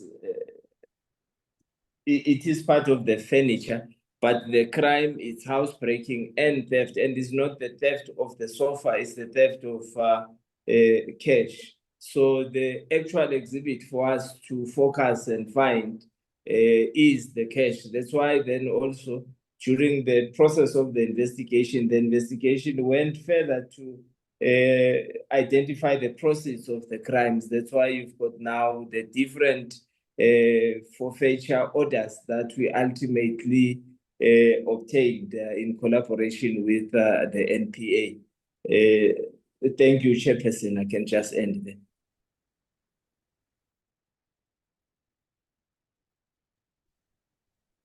Thank you, General. Are there specific, may I go to Dr. Bila for specific answers regarding these specific questions from the Honorable Skosana?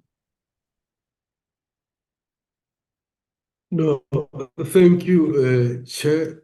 Mr. Kfelakai will talk to those specific details. Mr. Kfelakai.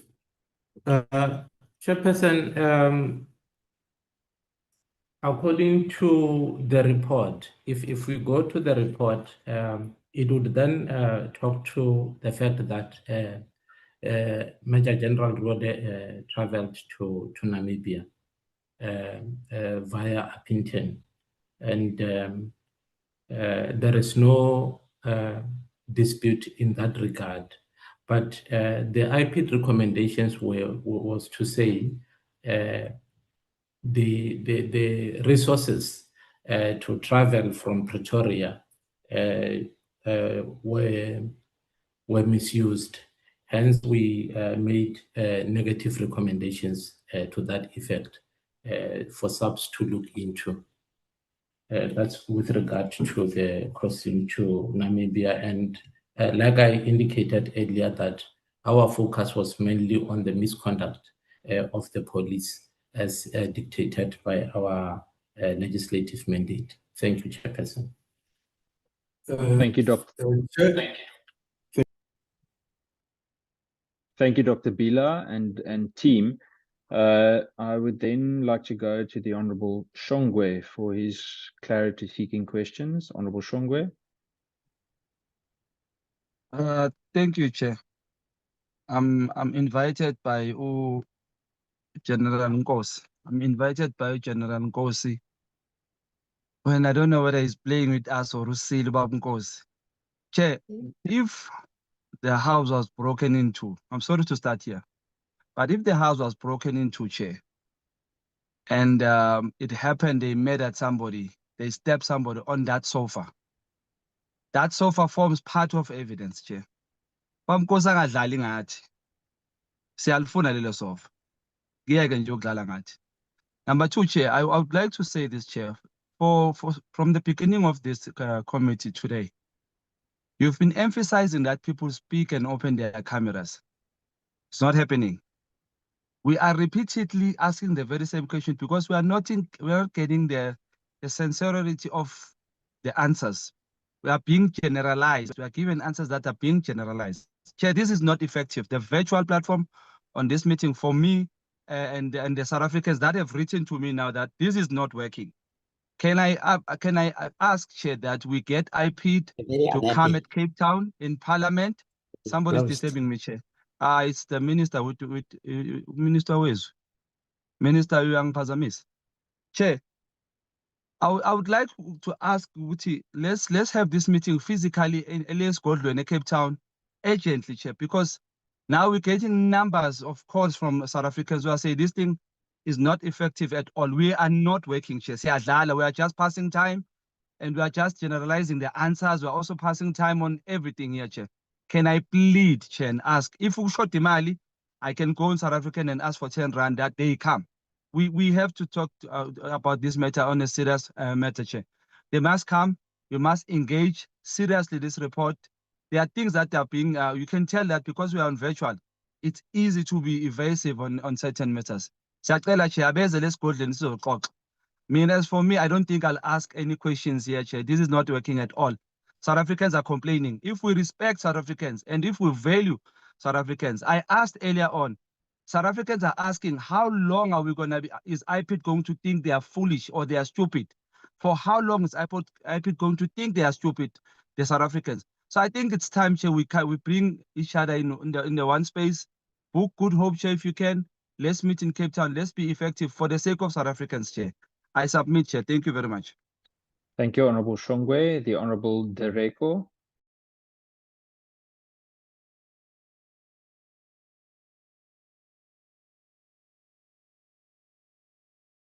Honorable Dereko.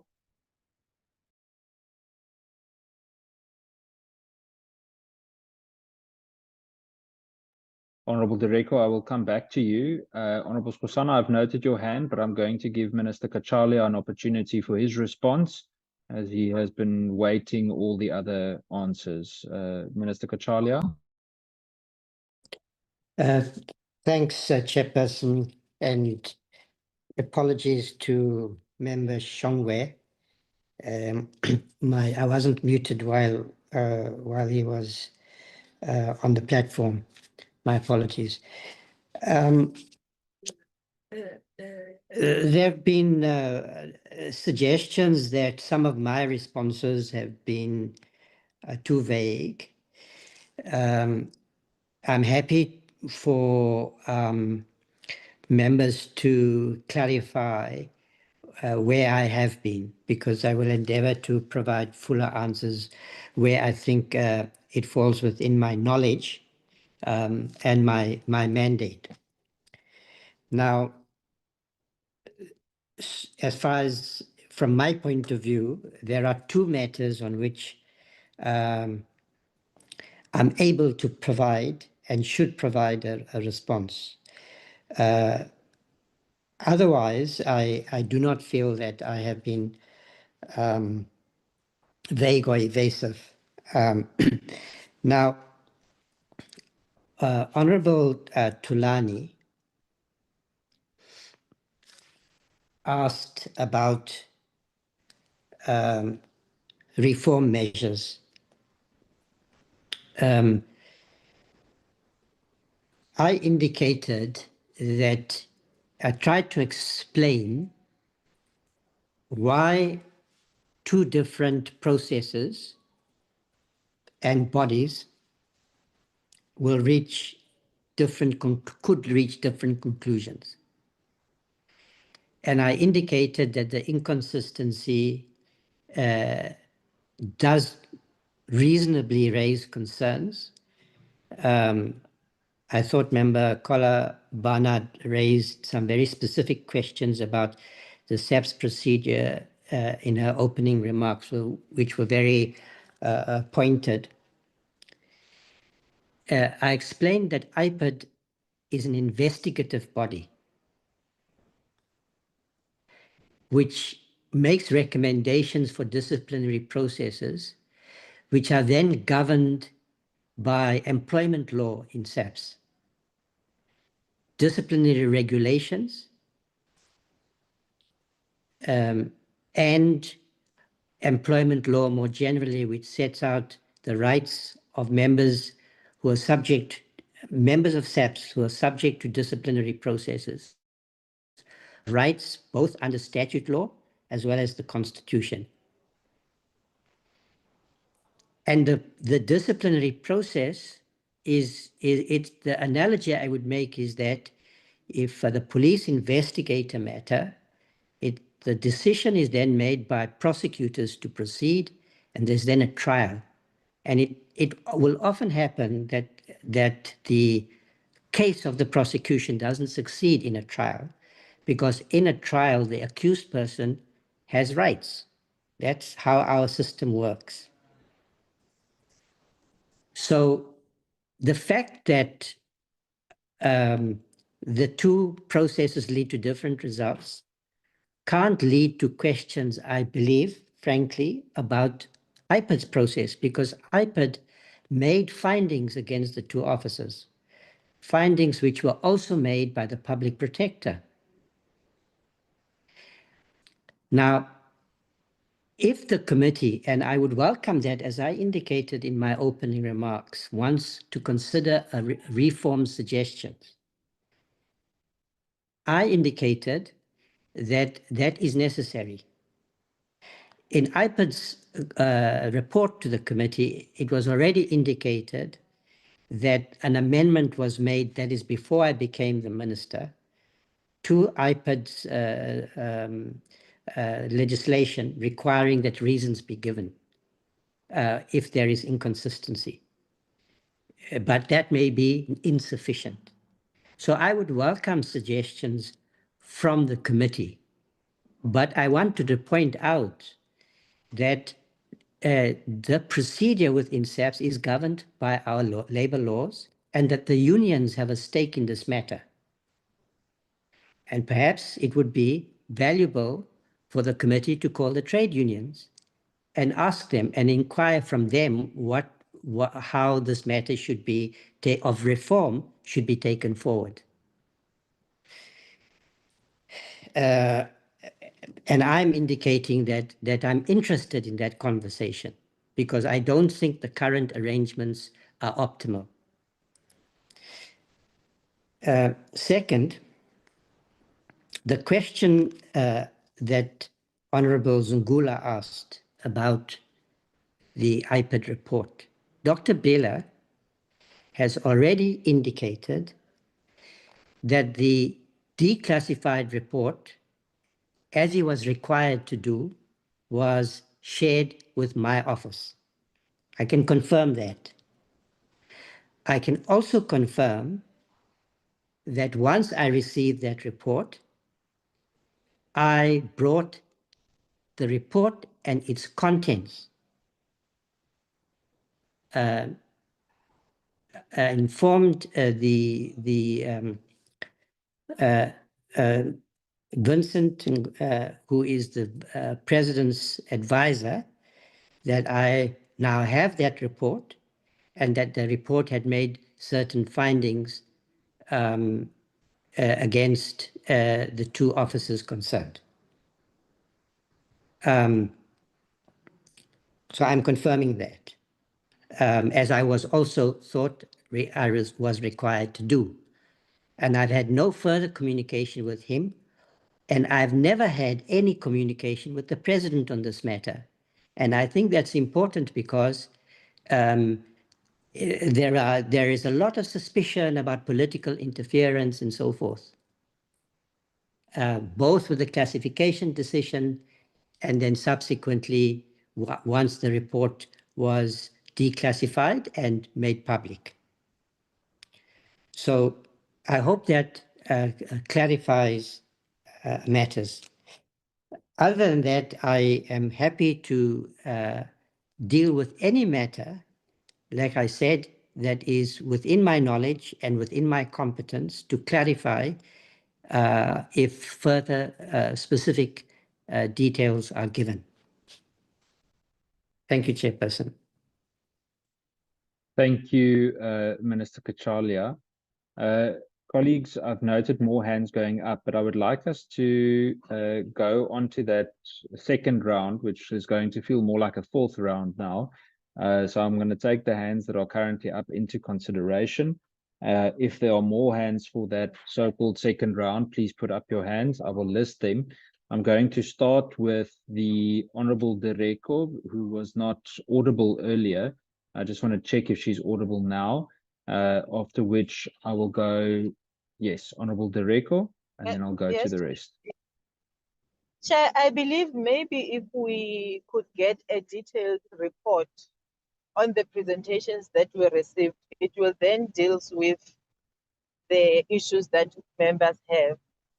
Because when you look at the IPID report, it made a certain findings with regard to the officers that are implicated in this matter.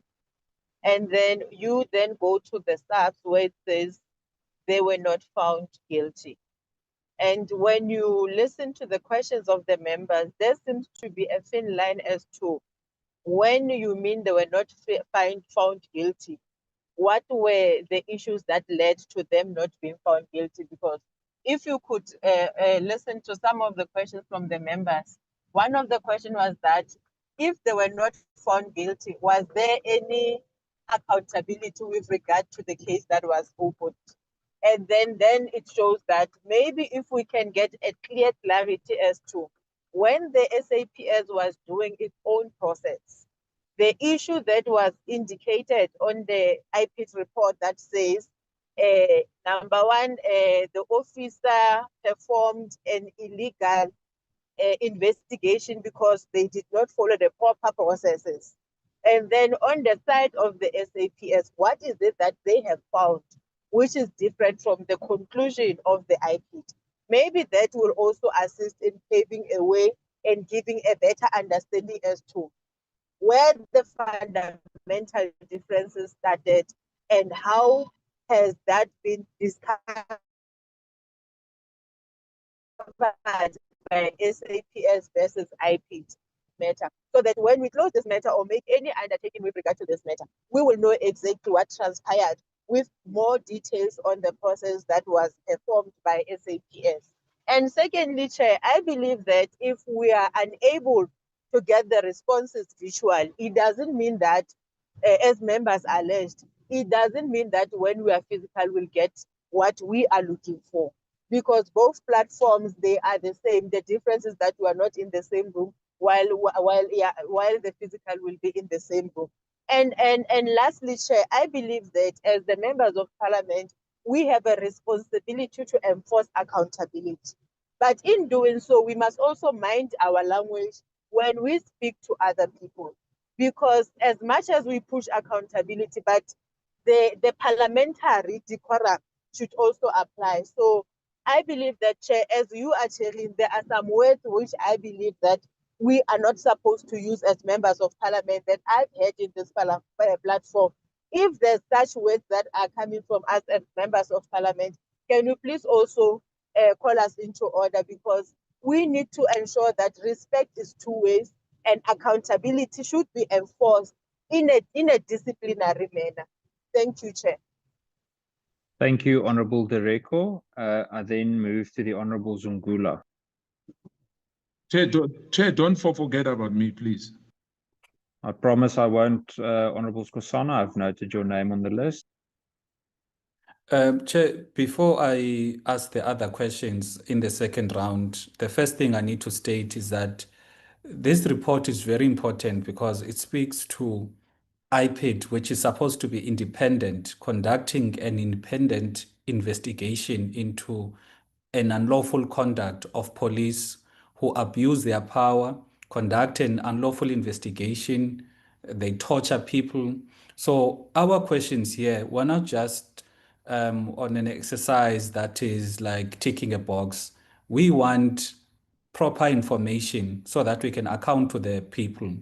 And the issue that I'm having with this report, I asked specifically about the evidence that suggests that General Mfazi did give an unlawful instruction. Few minutes ago, Mr. Lefalakai says, firstly, General Rode did not submit or answer questions. And then when I asked when or where is the source, therefore, of that conclusion, because the conclusion of the report or IPID report is very authoritative to say there was an unlawful or illegal instruction from General Mfazi. However, when Mr. Felekai is asked, he then says, because the General Rode did not respond to the questions, and I want to read it, he says, he might have said, he says, he says, IPID, when doing an analysis, General Rode might have said that maybe the unlawful instruction came from General Mfazi. Chair, General Mfazi is deceased. His family is distraught that now you are going to have a case whereby he's going to be blamed for something he did not do. So it's very disappointing from IPID. Instead of doing their work, they want to apportion the blame on an illegal instruction, illegal investigation, on someone who's not even alive to, to clear his name. So that is the first issue I wanted to raise. The second issue I wanted to raise is that when I was asking about the level of involvement of the president, because I said it cannot be that a president will inform General Rode about the theft 2 times in Addis Ababa and Hyde Park. And then all of these things happen in the farm of a president. The torture, where did it happen? Because 4.14 and 15 of the report, when you tie a person with a rope, and that is torture, especially because there was not even a case answered. So you can't even be saying that it's something else. That is torture. That torture happened in the private farm of a president. However, IPID here is running away, not wanting to. Yes, and it's something that is in the report, by the way. IPID is running away from confirming that is the case. So it can't be that a president who gave that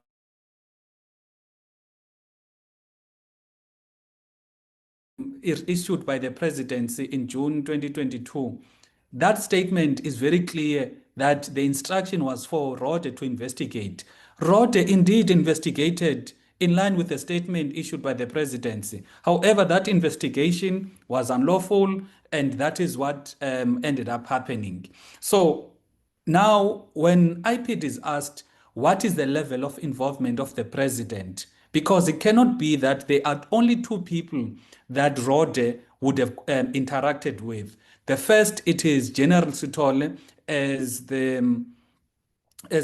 National Commissioner of Police. General Sithole said he knew nothing about Phala. The second person is the president, because he's the political principal that Rode was protecting, and he is the one that gave that instruction. So it's very disappointing that they then would not have looked into how the president would have been involved, especially in light of this evidence. That number one, they use the farm of the president to torture people. They go to Namibia with the president's advisor, and there was an instruction from the president to recover money stolen from the president. How can you then say he's not a person of interest? So, Chair, I had other questions regarding the bribery, the motive, what happened in Namibia. However, because we're not getting answers, my proposal, let us have a session physically in Parliament where we can ask those questions. Thank you. Thank you, Honourable Zungula. I then go to the Honourable James, followed by the Honourable Skosana. Thank you, Chairperson. Chairperson, they say third time lucky. I'm going to ask again. Waar is die couch? Because you are telling us that you have concluded your investigation and the main piece of evidence is nowhere to be found. I'm going to ask again. Waar is die couch? I can't even move on to any of my other questions because you are refusing to answer as to where is the couch. Thank you, Chair. Thank you, Honourable James. Honourable Skosana. Chair, I think Honourable James is correct, because I thought that if there's a cash in transit and there's car used there, they won't only confiscate the firearms or the rifles. The car itself will be confiscated as well. Now, where's the couch? And where's the leftover money counted and confiscated as part of evidence? And if not, why not? If not, why not? Because we can't be told here, Chair, to say that, no, the couch doesn't mean anything. That housebreaker was not about stealing the couch, it was about stealing the money. And the money, unfortunately, those people who were working there knew where the money was. The money was on the sofa, or whether the sofa was moved. If it's true, because there's that allegation that the sofa was moved elsewhere. Hence, they don't have an answer about this issue of the sofa.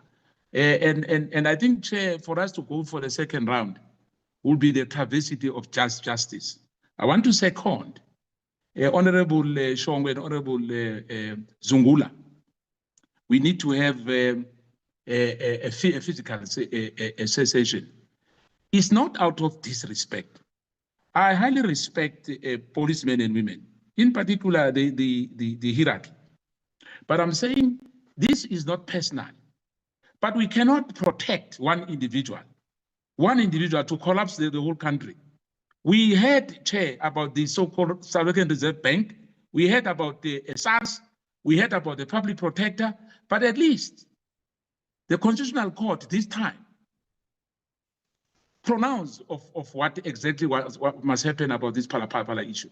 Now we cannot allow any other institution to harm, this progressive judgment and trying to hide things. Let's be honest. General Rode was instructed by the president, and the president confessed to all of us that was his money. But I'm saying the leftovers, can we get that, please, a clear answer? If the leftovers were counted, because we were told the money was not even the 10 million, it's more than that, because these guys confessed that they took $800,000. Now, we need to get into the bottom of this. not just a tick box exercise to say we are independent, we are independent. I don't see any independent from IPID. I must be honest with you. I don't see any independence here. Hence, the minister, the acting minister says, you know, there'll be suspicion of political interference. If they don't investigate properly, obviously we will invoke that there's political interference in this matter. Thank you, Chair. Thank you, Honorable Skosana. I've noted the hand of the Honorable Muela. Honorable Muela.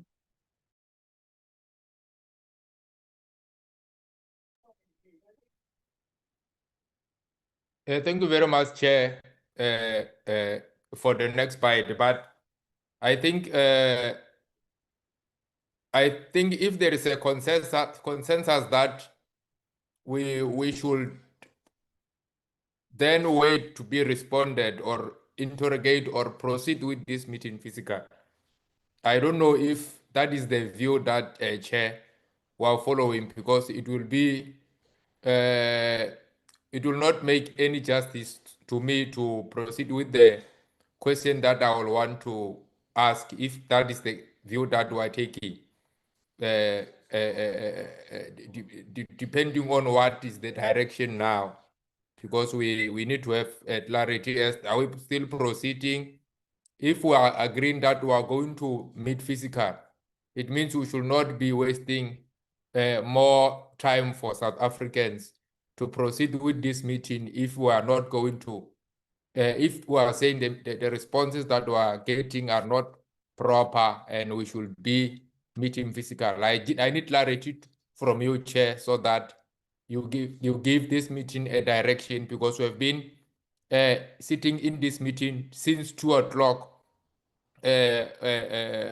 making follow-ups for 3 hours, and now we were saying that we should be we don't have a direction as to are going forward or are going backward.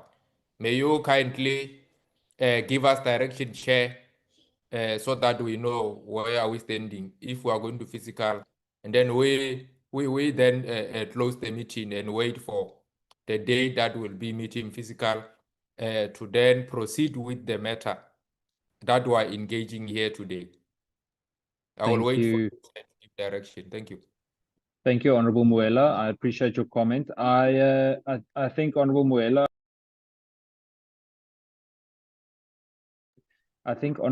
makes a very important point in that I don't think we have the luxury of time on our side today. For the past 2 to 3 hours, we have been going back and forth with follow-ups.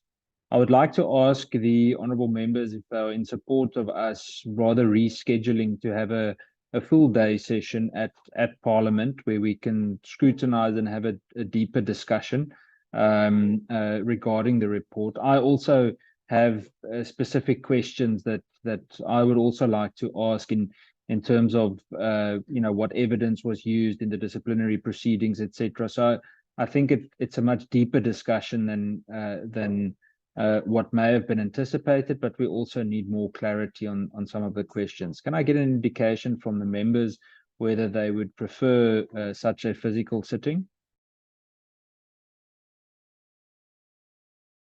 And let me say, is there someone that supports that? And then a second to that, who supports it? Honorable Zungula. I support it 100%, Chair. Thank you. Honorable Shongwe. Seconded, Chair. Thank you. Honorable James, I see your hand is still up.